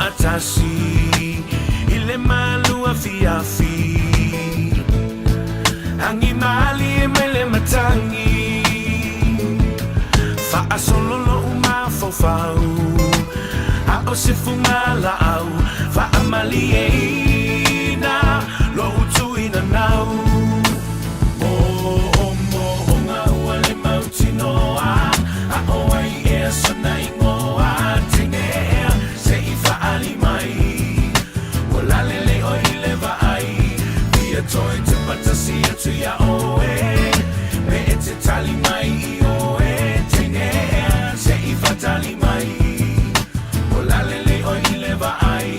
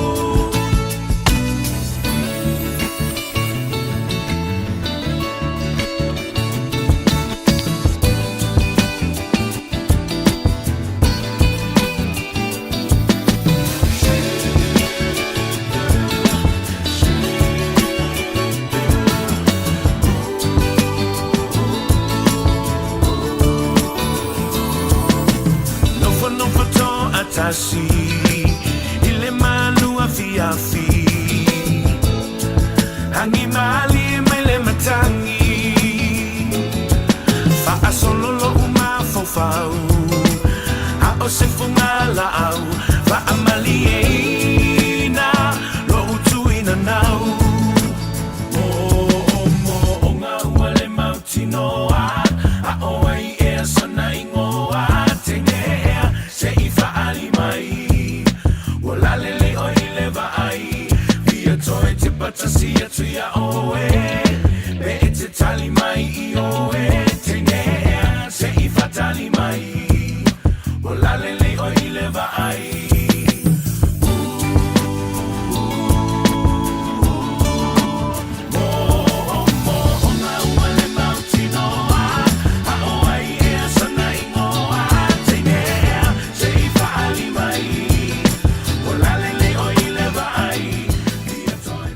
Ya, toi whatalu whatu ma whawhenua ia tu fo i le pa ia maununga o le whafonga tāpua. Ia e mwese foi o le sila mai moa le atunu i le pola kalame o le ngā Gagaifo o Faiva o Samoa i le nei fo i a sululu le o ngā tonu o le vai aso. E ia i le vaenga lea wa o le so. Ia ma le taia o na nafi. E o maila i le so lea o lo o whelafo la fuai i a tonu o le pale mene o New Zealand. Mata ua ai malotea le mata upu lea ina ua mangoto unga i le moana sau ma le li tai o ngā sami o Samoa i le vā o sa fata ia whapea fo i le tāwhito alama i nā isi umu. Lea la, ua tula i ai i le fionga i le whaipule Honourable te anau tu yono mai le Green Party manatua o le whaipule le nei lea sa u whaatale noina. Le vai aso na se ma vai atu nei. A le ngata fo le na o le asto na I le na ma vai atu. I le fono tanga Samoa. Le tawhatolu o sa inga malo. Le fono fautua. Le Pacific Leaders Forum. Male mafutanga a whaiwhi au so o whaatasi a Samoa ukilani. Leo olo te ai la le mata upu le whaafonga. Osi le whaafonga. Na iei leo nai manatu ia ma se whai ai ia le whinangalo o le atunu. Ia whapena fo I se manatu o le ataua sa vea e tusa ma le mata upu le nei. Au si mai lau whaafonga iai o nisi nei o whalaflafo inga I tono le maota whanu ma le pāle mene le so. Mr. Speaker, I rise on behalf of the Greens to respond to the ministerial statement on the events of the HMNZS Manawa Nui sinking off the coast of Samoa on Saturday the 5th of October. I would also like to acknowledge the bravery and the commitment of first responders in Samoa and also of the crew and personnel ensuring that their lives were safely taken to shore as well. And I know that will be a relief for them and their families, so making sure that that is at the heart of the things that we do is so important. I also want to support the comments of my whanaunga, the Honourable Penny Henare, in apologising to Samoa, but also underscoring that the importance of that relationship with Samoa. We have a treaty of friendship with Samoa, our Samoan communities, part of the important social fabric of Aotearoa, New Zealand. And so any inquiry, particularly this court of inquiry, must put at the heart of that the importance of that relationship. And I hope with whatever the process looks like that my whanaunga, Honourable Penny Henare, those concerns are actually factored in. We don't want to end up playing the blame game. We need to have all the facts, and being absolutely clear is important to that. Running alongside of that, I think there is also, I would like to get some clarity around the immediate response. Many members around the House may be getting calls from different communities. I know that's been true for myself, where people are trying to ask us questions that I don't have answers for. So the immediate response should be including what is actually being put in place, what are the timeframes that have been put in place, will there be communications made to communities not only in Samoa but also here in Aotearoa, acknowledging that we have a very, very strong Samoan community here, so making sure that there are communications there, I think is incredibly important. I'm not an engineer, but 950 tonnes of diesel trapped at the bottom of the ocean is not going to stay down there. So what are the plans and the timeframes there is in terms of that clean-up response as well? I think it would be important for the government to answer, to the extent that it is able, to what the plan is there specifically, and I think that is incredibly important and would, I think, alleviate some of the anxiety and stress that the community is feeling at this particular time as well. The other thing, and I would like to get a response to from the Minister, is around some of the kōrero that we're hearing from the people on the coast where the sinking happened as well, acknowledging that this could be the same for people in many Pacific Island communities, certainly for coastal communities here within Aotearoa, New Zealand. What is going to be done to make sure that their food basket is taken care of? What is going to be done to make sure that those villages are actually able to feed and support their villages from a response from Aotearoa, New Zealand? Thank you, Mr. Speaker. Mr. Speaker, I acknowledge in the first instance the anxiety that the member has rightly pointed out that members of the Samoan community in New Zealand, as well as of course in Samoa itself, will be feeling, and I think that is a very fair point that he emphasises. And again, I reiterate on behalf of the government, sir, that we understand and acknowledge those concerns. We are doing everything that we can to understand the extent of any possible environmental impact, and are doing everything that we can, including to arrange salvage. And to the member's point around the fuel not being able to remain in place in 35 metres or some other depth of water, of course that is correct, and that is precisely why we are moving at pace to arrange a salvage of the vessel. Of course, I cannot commit to a particular time frame for that, except to make the obvious point that it will take place as soon as it safely is able to do so. I just wanted a bit more clarity around that communications piece. Our communities in the Pacific are incredibly connected with our relatives back in the home islands, with us here in Aotearoa, New Zealand.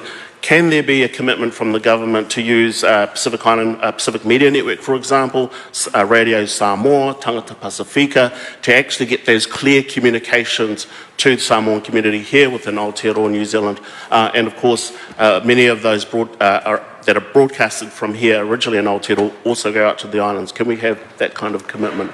Mr. Speaker, I've already committed on behalf of the government that we will be transparent in the findings of the Court of Inquiry and including in updates in the meantime as we're able to. I regard the members' suggestions of particular avenues for remaining in touch with those who would consume their media information updates through those particular channels as being a helpful one.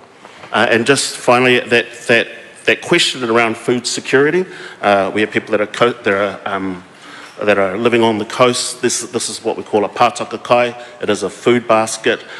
Will there be, factoring in any of the discussions that the government's having, some commitment to make sure that those communities on the coast have food security? So it's impossible to be specific about what such a commitment might entail, but at the risk of stating the obvious or rather restating it now a number of times in this House, we are moving quickly as a government, and it's part of an all-of-government approach, again working with our partners and our friends in Samoa, government counterparts, but also again civil society, to understand, mitigate, reduce and ultimately remove any such threat to the economic and social well-being of the people of Samoa. And just back on that point around the diesel, we've got an incredible amount of diesel. Is there a guarantee or a commitment from the government that that diesel will be removed? And possibly that might be a question the Minister might not be able to answer today. And if not, is there some timeframes in place where that information can be updated for people here in Aotearoa, New Zealand, but also over in Samoa? Sir, the intention is salvage and the intended time frame is as soon as possible and as soon as that can safely be achieved, and I'm unfortunately not able to be more specific than that at this time.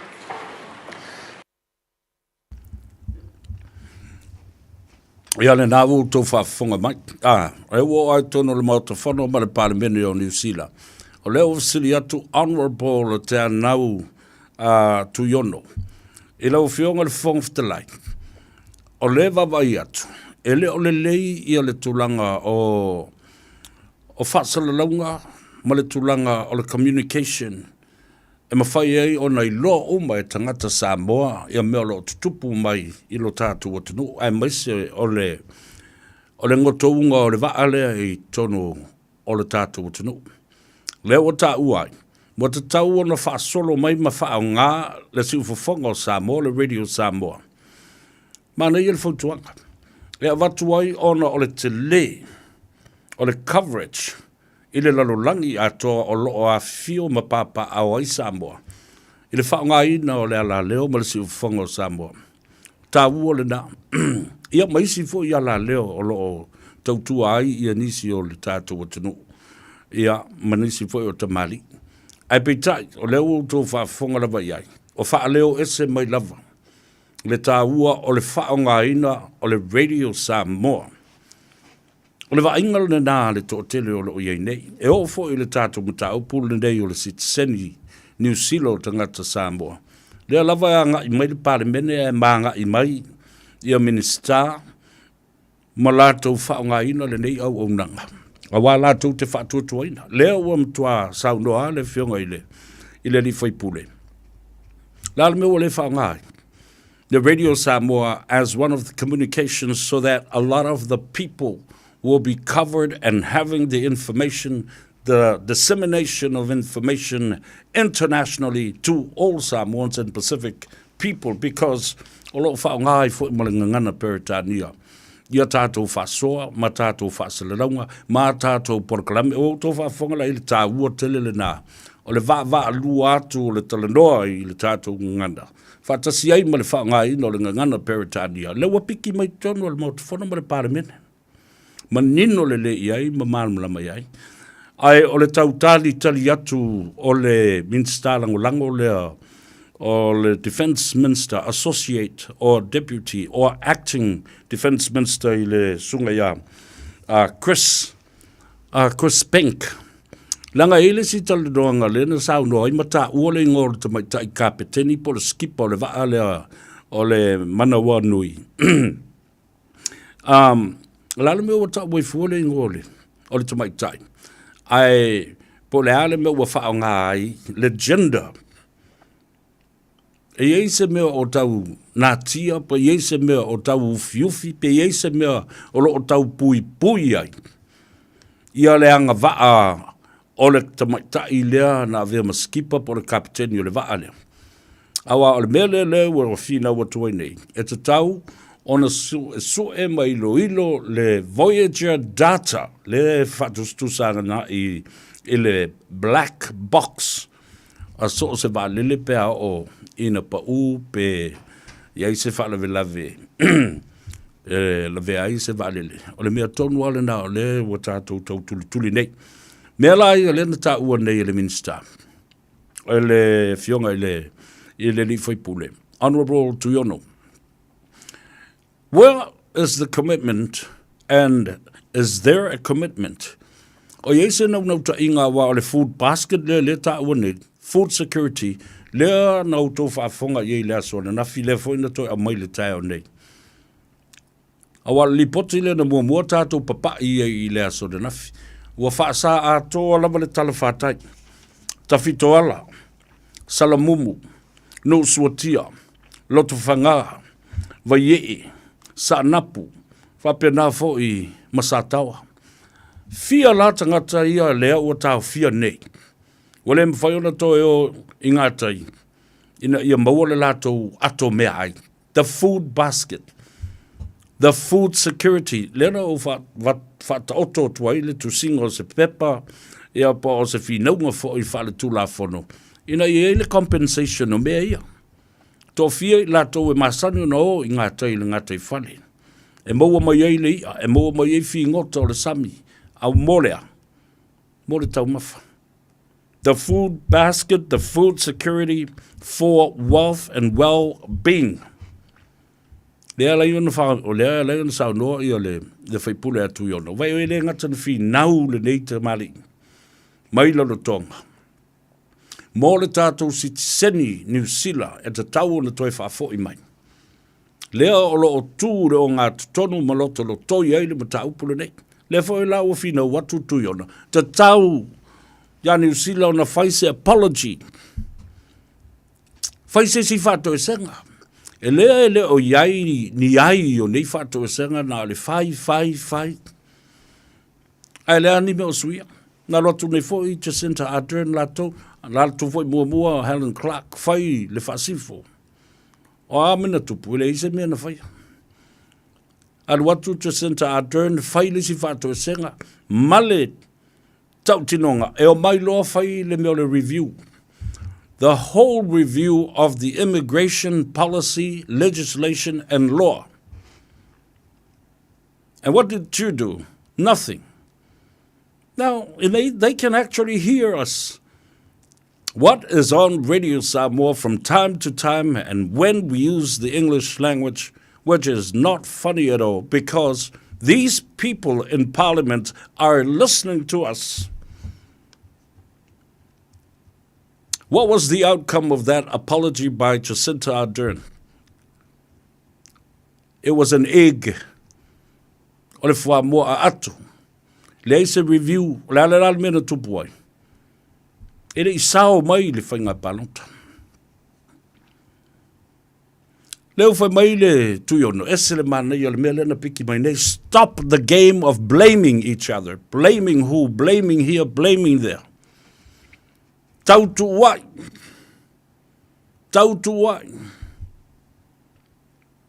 Lea la oi loa tu nei. Ele ai se commitment in terms of time frame. Le ai se tau tinonga ma se tau tonga i se taimi. La le umi e whai ele mea lea. Because those 900 tons of liters of oil should not be down there anymore. So how long? What is the time frame, Minister? And what is the plan in place now or never or whenever? Now they've brought it up. Mr. Speaker, why can't we use Radio Samoa and other communications to let the story go out to the people so that they can have a peace of mind? Langa ta wal na ole mea. Ole li potio ma ta upu nei. Ina ia nofo file mu le tunu ma oni pole vale. Wala me tupu no pole vale. E usulo tu le vale ma le tu le me. Ia. Yala na nai ta ua tele. Ma ta upu lea na lote le so i fe lafo inga i to tonu ole pa le mene New Zealand. The coastal community. No o ma ia e whaasolo mai i le talawhatai se i o le alo se i o atu le mea masanu na o ai e whae e le tai. Ua whasa. Ua koso ai le pā. Sani to intangata ingatai. Ma fua mai ai. Ya o tau. So the longer this takes should be the time frame also for calculation of compensation. Ole umi le na. Umi le teimi o whaasai tātou ona tātou toio i ngā tai e fu e mai le tātou ato mea ai. Le ato tui, le ato limu, le ako whee, le ato ia. The coastal food basket for these coastal villages that are now in jeopardy of their food. Talo whai ia tawhitoala, Salamumu, Nusuatia, Lota Whangā, Vaiyei, Sanapu, ia Masatawa. But who knows? Lea foi lea a matana, tafe ai pea, maliki ai pea, le swau ulea. A lele I maua mai se commitment, se tau tinonga, I le time frame ma le taimi, e tau ai na whaatino. Lea tala le minsta lea ntura I nei. He doesn't know even the time frame himself. A wanga luenga lai whai le taimi le nei. E lei loa fo I le minsta langolango lea. Ma nei e tele le finau ngātu o le tamalo. Stop the blaming game. Blaming who? This should be an immediate response. And we're not getting it. We're not getting it. Dei manisi o maia le talasau. Au le li poti muri a le na tātou a apa ia I le aso le nafi. Na tātou mua lava ia I le li poti le na.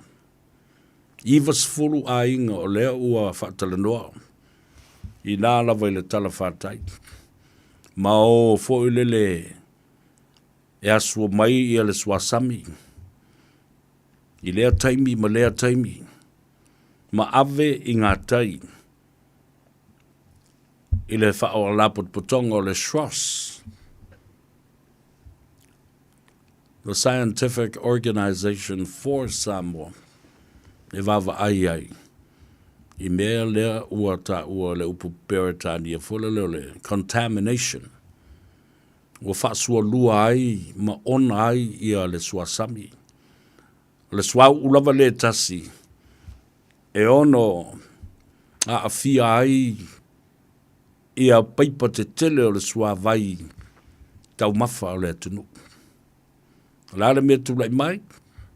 The food chain.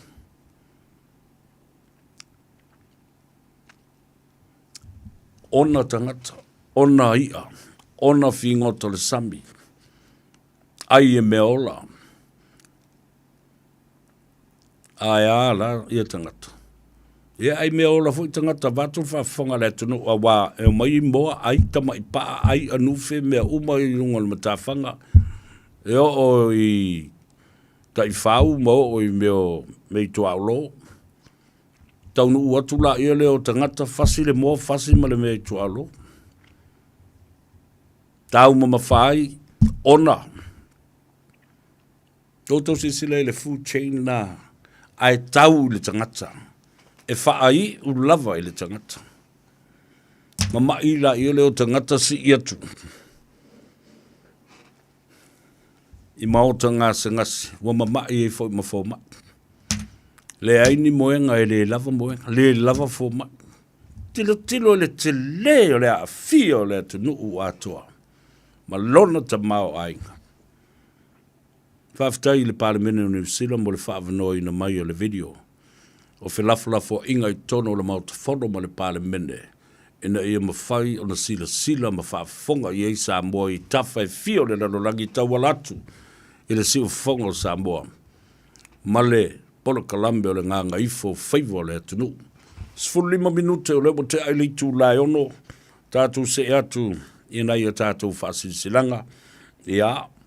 Ma se pese stasi e wha ta whao ma Faiva I le atunu o lo o ti e pēr ma wha aunga ngase I lunga o le awala tele. Teimile nei le pisi o le awala. Ai mau mai pēr lau wha longo. Ma mau lau fuspa uma lau nofo. O lo o wha I e tu pēr. Me o lo o tutupu. Ai mai se lava. O le lamatia. O le saunga le mu o Samoa. Ona o le vaa lea o le mana o anui.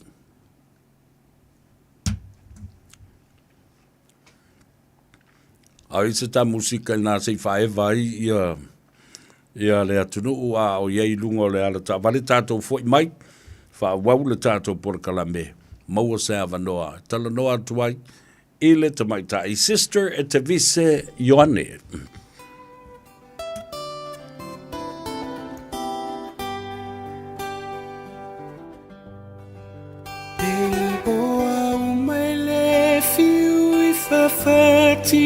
O unei matai le fiu iva aia uele alofa uata uaso ile masiasi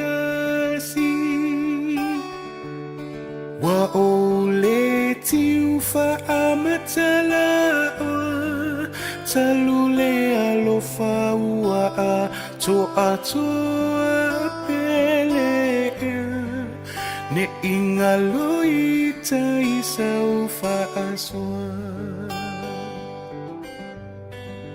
pele ne ingalo ita isau faaswa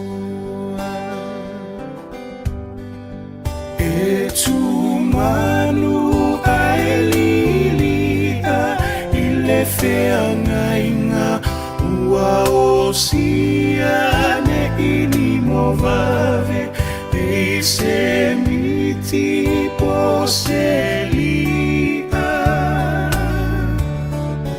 lo ua lo fa alilo fa ana una ua tuea oela ulupe ua ngatailo ufa amoe la ulupe uangatailo ufa amoe moe wapei ose ifola sia ibalae le malosi olo umana o uavilivili fa amanuma ilunga opua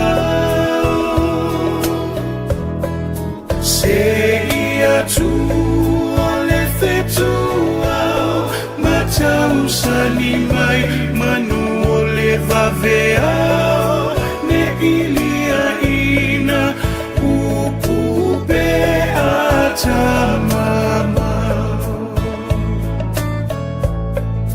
la ulupe uangatailo ufa amoe moe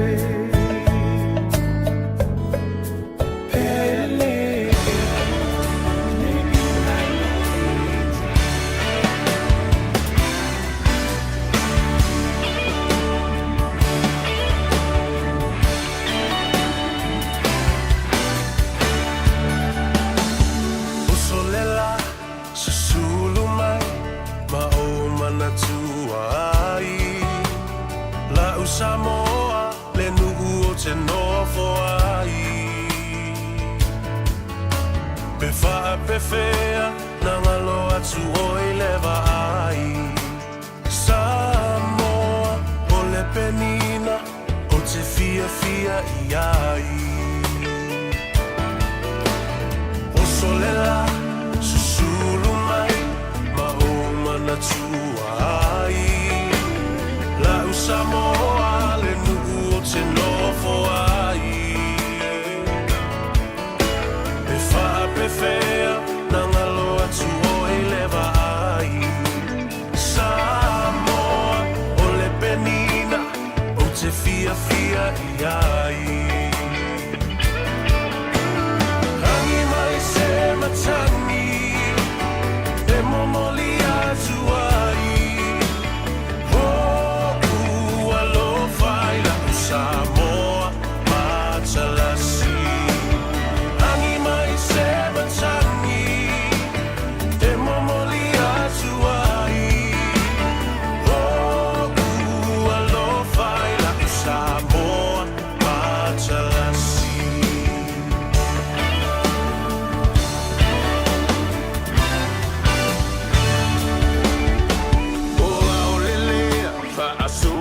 Solo la poia o na paolo lona sami I la pe asulungia ele masina pe fa apefea ngalo atu oea ita Samoa ole penina ole vasa pacifica Tangi mai se matani Memori atu ai O ua lo fai na Samoa matalasi Tangi mai se matani E memori atu ai O ua lo fai na Samoa matalasi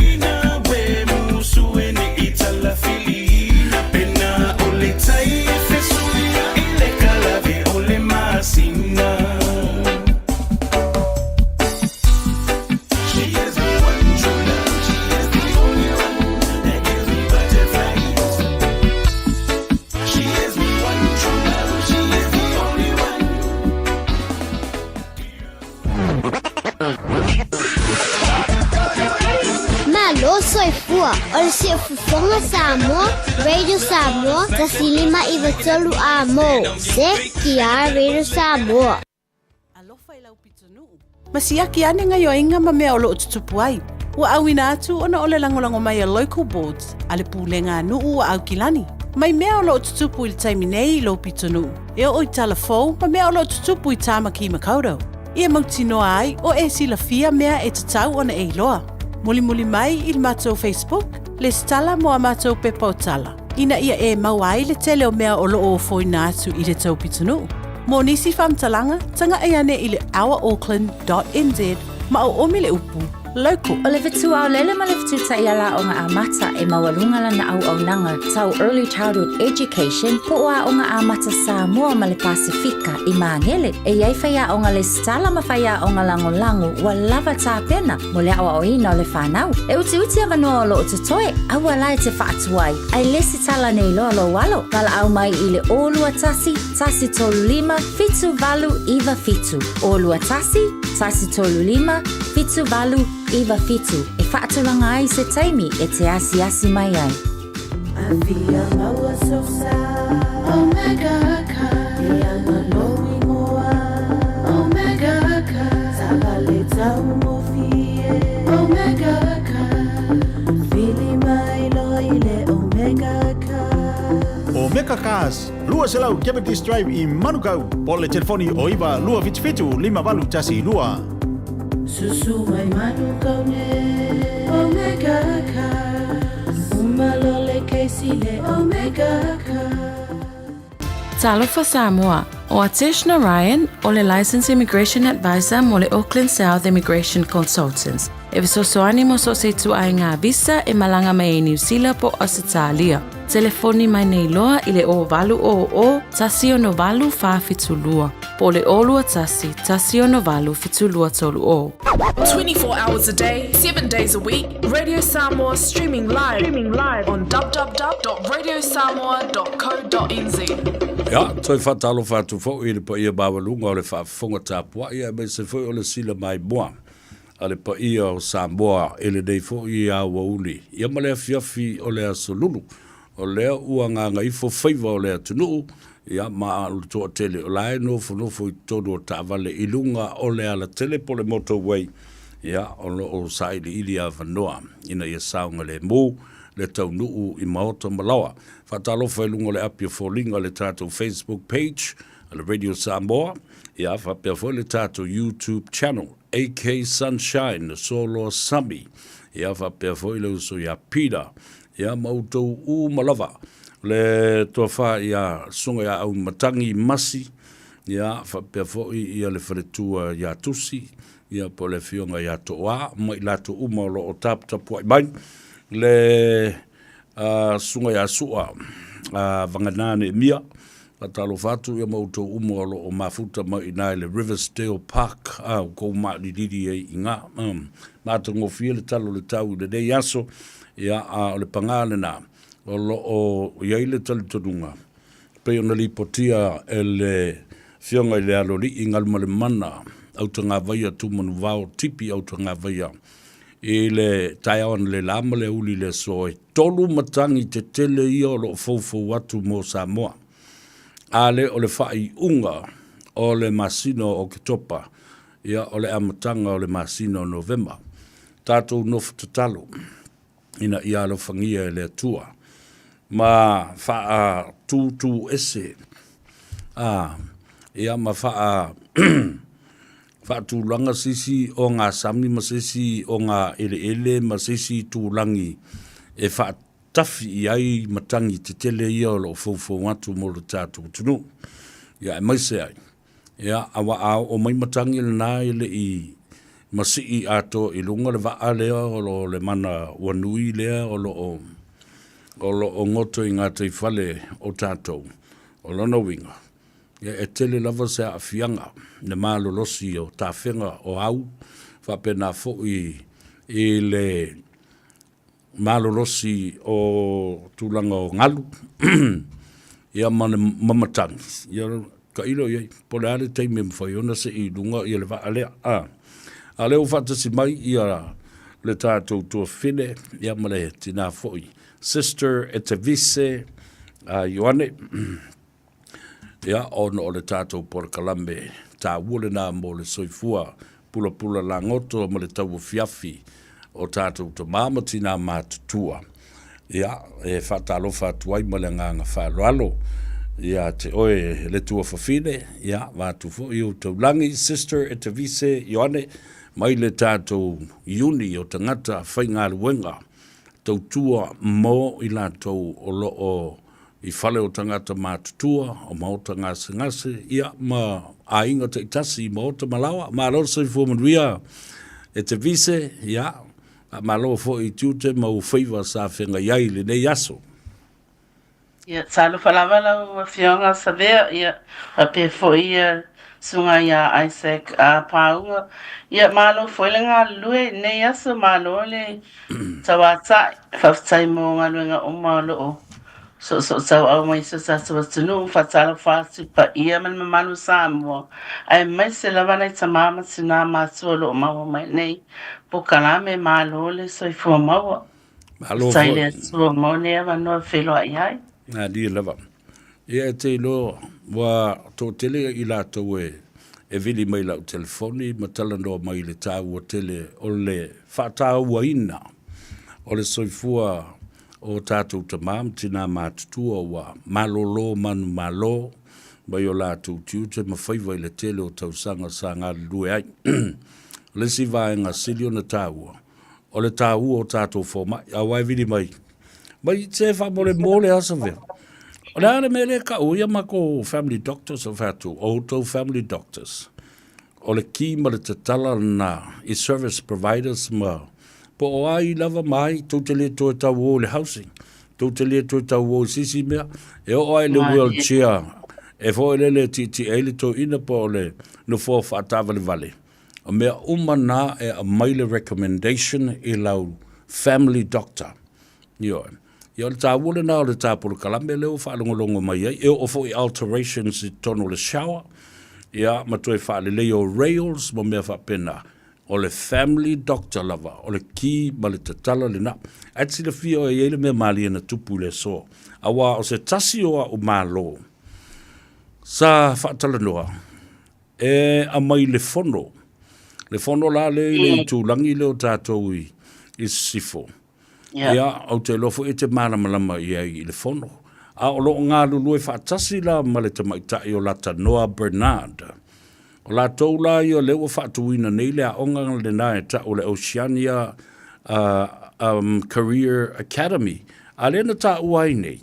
O se tasi o kōso lo la tau whaatino ina. O le level 3 ma le level 4. O le caretaking of our parents. O le well-being, health, ma le nursery. Ioi, lona mai o whapela talu moi, vai le lawa maua i le tali i le mele, tala noa mai e te vise. Ina ia so e la i la tau o le ua i le vai tausanga lea. O le sifulu ma le valu tausanga i le anga i lunga. E ma whai o na anga i fo i ai o tau ina ia mawai se taimi e tala noa ma wha malosi. Au ia i la tau nei, ia awana i toi wha maamulu mai sisi le mea lea. Awa i la tau nei i wha lango o iai, le recruitment e whaatumu i le pūlea tu load whaafunga le tunu. The void that we do have in terms of shortage of caretakers for our elderly. Sei sao noa le matau, pūlea malona tau o tele.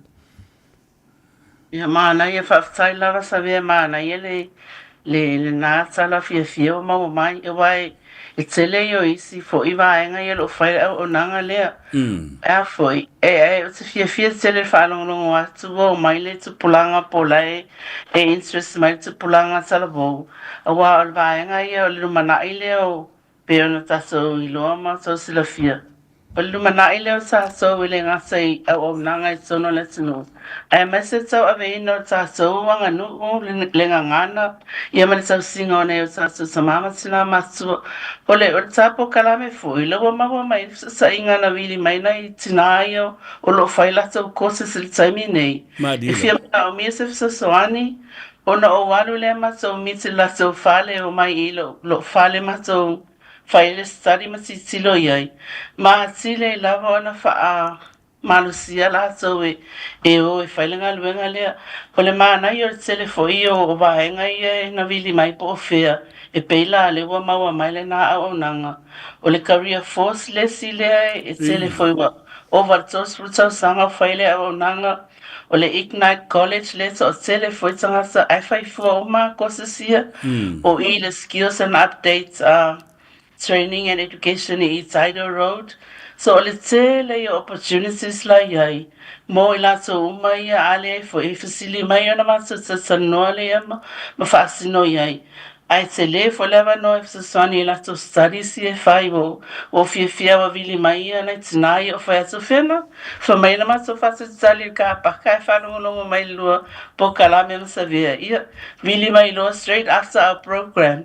Ia organize lawyer ma so fono o mai malato resources umala na mai faile assignment ia mas fasa tano au tele foi o le tu o le kataso anga nu uma fa pe fo ia anga nu wana tanga so mai lo au na tsiai ma lo lava ma na fo le pokala ma na le au na fo le na mo ta so la tanga sa pacific ma lo fafta o la lo so tanga ma lo sila fia i ngā luenga le fono le fai nei bole mo le la tau fo i au nanga ma le tutua o tere e science na mino o vili ai ona o le fia so sai atu malato o te loina la so o nanga le ngata i fo mai o dental care o tangata li tai me ko viki le sa so tere fo ia tele la so o nanga i nei tangata i me o food parcels ai o tele malam lama tele le tele la so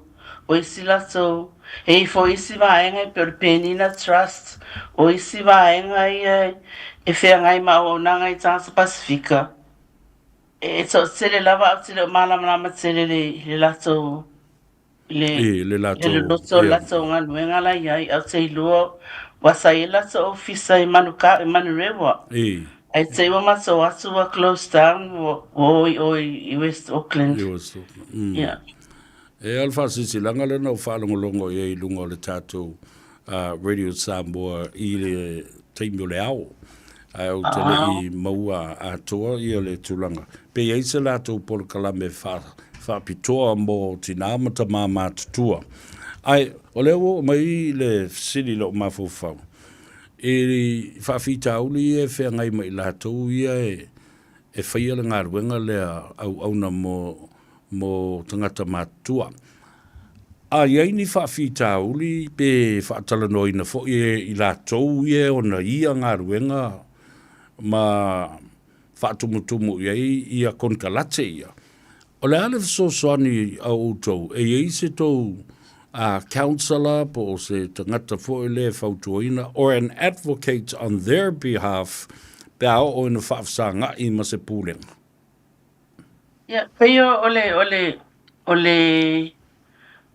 road le tawa na matole uni.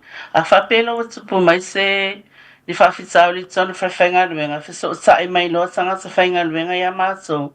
Ona fa ilo la e pe ta pena le fono e fa sala no mua ya le o fenga luenga e fa masala o mai mai le history o mele tupu.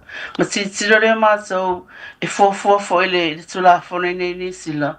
Ona fa ilo la le fono le fa sanga ia le employer mama so le uni a fata se me sa sfenga luenga o ila fe tanga ia ona titile I war tele saimi o la sa sanga sfenga luenga ona la mana ole le employer shortcuts malesi me e fa mai falato o malesi tupe au mai a le titilo asu o le au mai sanga sa fowie o mai less experience ai tipi la loia ye tula ai ngai wa le vanga lue ona o le tanga sa wa si le tu tele o la tu songi I lo vanga fowie o mai so it's all to do with finance with the money it's our feel so tipia to lawyer pe faiti tia ia tu la vanga ia so tele yo sa le uni o ina la a faila e fai fe tanga inga ai matitilo po lai liko la so me lai fai a fai ai le ai io na ave lo na ia go to the next step e masana ave ia fai le mediation le ai a fa pe la vai le se fo io na ave lo na ia tu la fono ai tele fo ia member sale uni o mano mai cases o le mena le ai ma sanga e wa le ia I whewtanga inga ia po o whenga inga ia ma le uni ma a whailo wa soli la so wale e tau sia o i nāla e lawa lawe ai la so Ei ai ni tu la fono onga o umar whatatia e pui ai tangata whainga luenga nei ua matua soli pala e tangata ia employers. Io e tu la fono peila o le pe o lato I tu la e mawhaina o I lato currency hours o I tu la ia ngā lue tangata a whapela e sauna over te lea silunga o le fast food I tu la lewa iaso. A whapela o lea e mana o se si pe 2 extra hours e mawhai. Ai a whapea mai I whainga luenga another 8 hours. It's almost like back to back. It's illegal. Ona la le health and safety tangata. Ai a whapela wa I tangata pa mai ia e musuro la le atuli oe. Ia e nā tonu ala. I le se la tō. I le mawhaina whai e la tō le mea. Ona ea foi. Ona o le si e no forma te o whapea mai loa tipi tū la, ai le ai se whaasana noanga ma le se process, o le si road te lea ana le uni.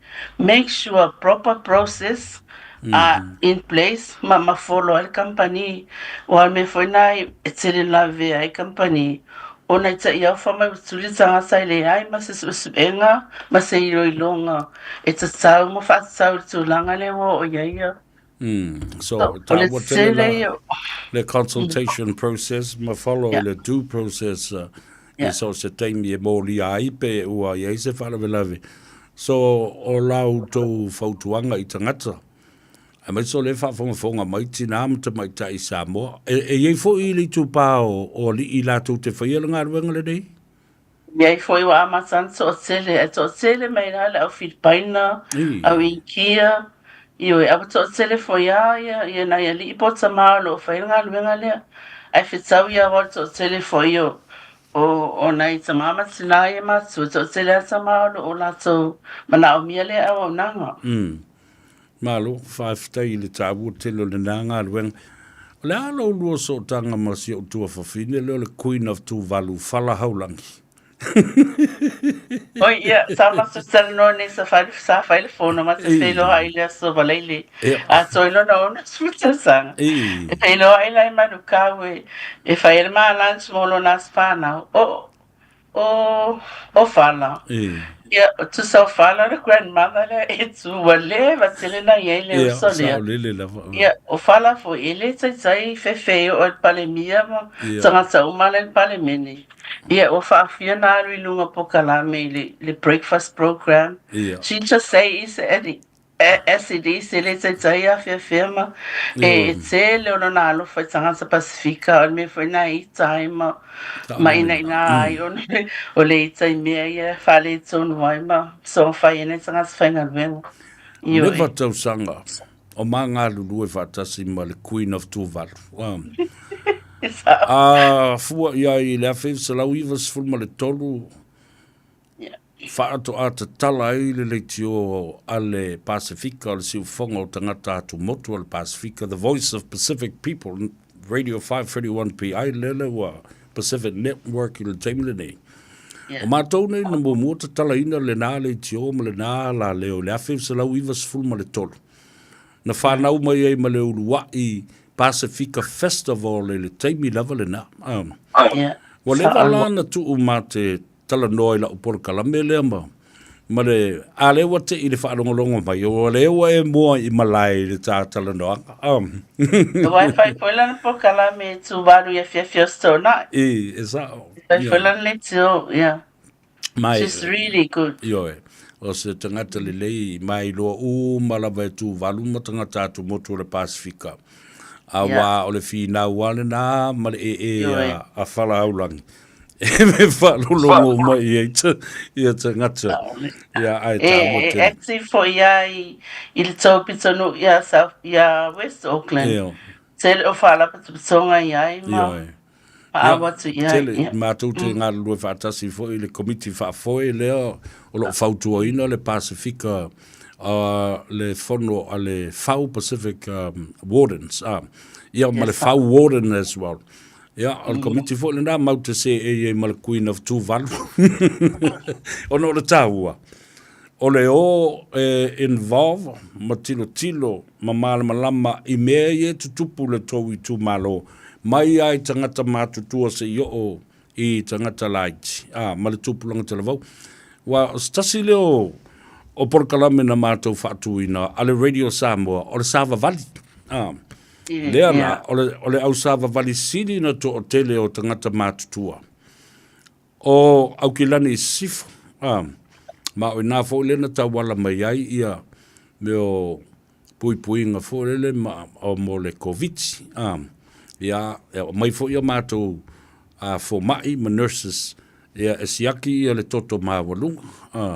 Ma siaki isi wha mai o a fia ai i o tātou tangata whatasi e.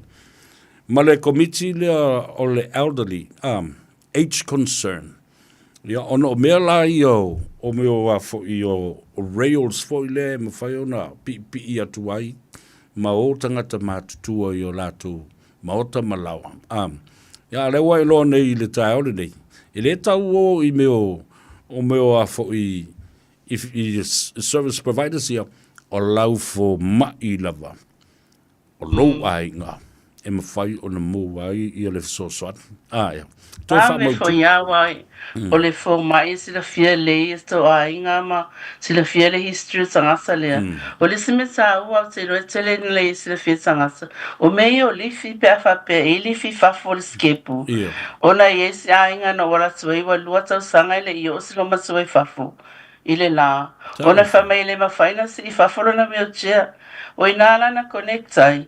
Na whaile le lifi le i whafo e whaingofia na la tuai lunga tau le step wale tau na whaitoa. So tele whaerai tanga so o whamasale na o nanga e sea le tau e mai e vaenga i providing a history. O le a lau tau so tanga i le si fo i whalapu patonga lea New Zealand Disability. E tau le ein so tanga peo so tanga mātou e ala i tanga sa whainga menga. O nei to tele fo ia i vaenga leo lo whainga menga le area leo. Mental health and disability. Pela o nā lea e elma so tanga ai so tanga lava la lea mātou ma employers i e whaia le e providing a le service lea. Ai o mea o mā ia e whasatau lava i tutongi mai tu la sanga whainga luenga. I o telefoi o employers ia. E play mai la so wha mai le lava supe mai le maalo e whainga luenga ia.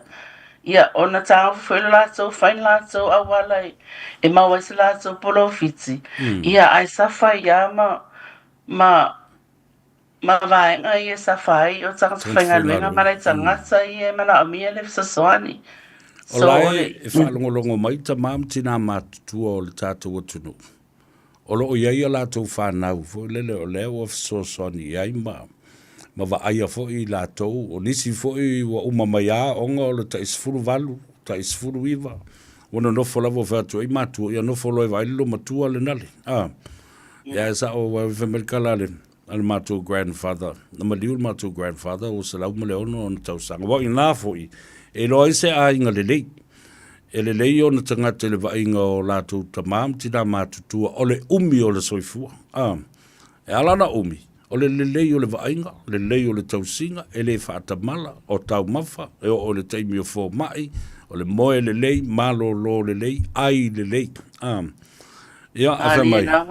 Wale, wa mako kaule o lea o ngā iskemi a whamai kalal matina.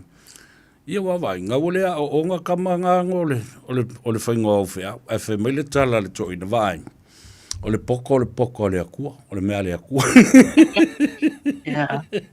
Tala maalia ia.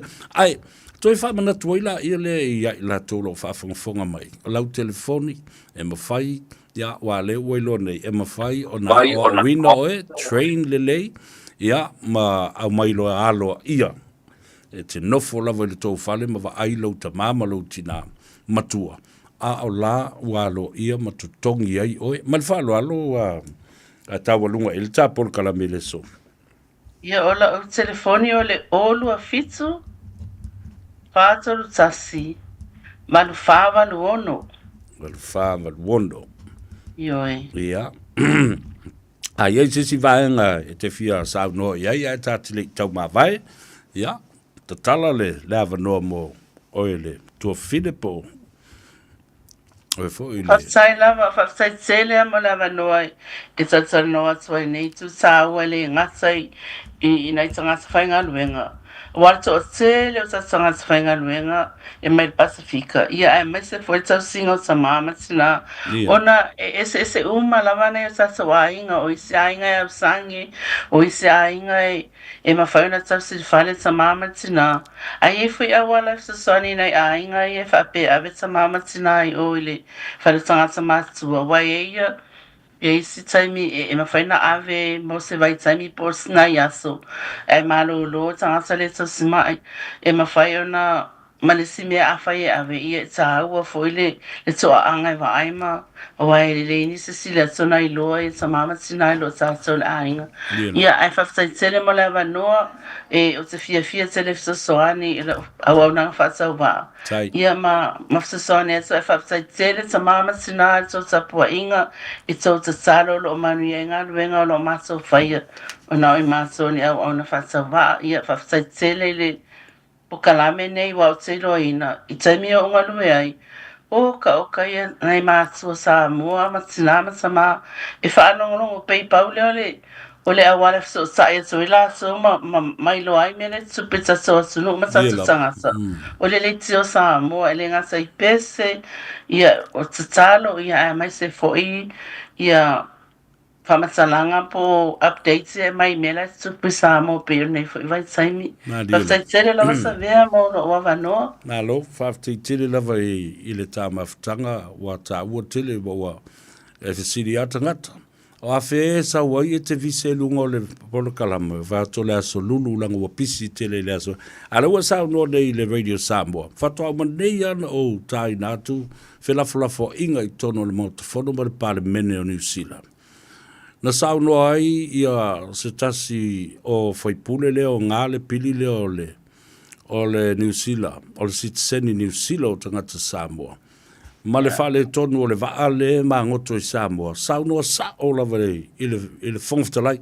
Mr. Speaker, e le anga a walo of sota inga ma whaasala launga. Lale mea ua le ave ai ia whaamatalanga ma invite le Radio Samoa la tau te whaasala wina so se li poti. Ea mai tono le mautale nei e a fia ai ia le mataupu leo le vaalea. Ma isi mataupu te tele a fia ai ia Samoa. Ia, o le nā, tā ua tele i le whaalongolongo mai. Whawhitai o lātou wāmana ia ma o lātou wālo ia le au unanga whātau waa a tama whanau o le tunu. Ia, mai se fo i le nei a la leo, ia, ma ua wha leo ai ia langona. Ma mea o lo tupu le tātou o tunu. A ia manuia tele malolonga o le fia finei. Ia, ma tō whanga le poa nā nei, ia ma le ala usu fo i le ngā e o le lāta au. Se ia o lava i na Gagaifo Faiva o Samoa. Ia ia manuia tele, ma whaasoi fo ia. Manuia fo i whaftai lava, so whaasoi fo. So whaasoi fo. Ia le nā, tāua lunga atuai mo le tātou por kalambe le rei aso, ina ua Gagaifo Faiva o Samoa, ina ua toe 5 minute, ai tā loa ma le fitu, ai tau nuu loa ma le sāfo lau. O sau, seu si ufanua. O le au tō mafuta ele nei pō, maua sono whingalo, ia whapena fo i maua le ata. Le whamakala fo e sauanga me vale anga whaile ngei yaso. Ioi, ia, tautai le tua, o anga ruenga o tutoe le sifi pō, la tau la tau titi tau nuu le lei i luma whale o la tau ainga i maota malawa, ia anga le leile tua ma vai lo tusa so tātou manuia. Tātou whailoa i le aso tai au, whamangalo se leo le ataua, sa vea leulua i ali i se Yuli Al Harrington le vea male sunga i le lauli Isaac Paunga ia le tātou pese masani ia lofa ai a te oe mau whalofa atu wha mawai atu ai via le fiafi soifua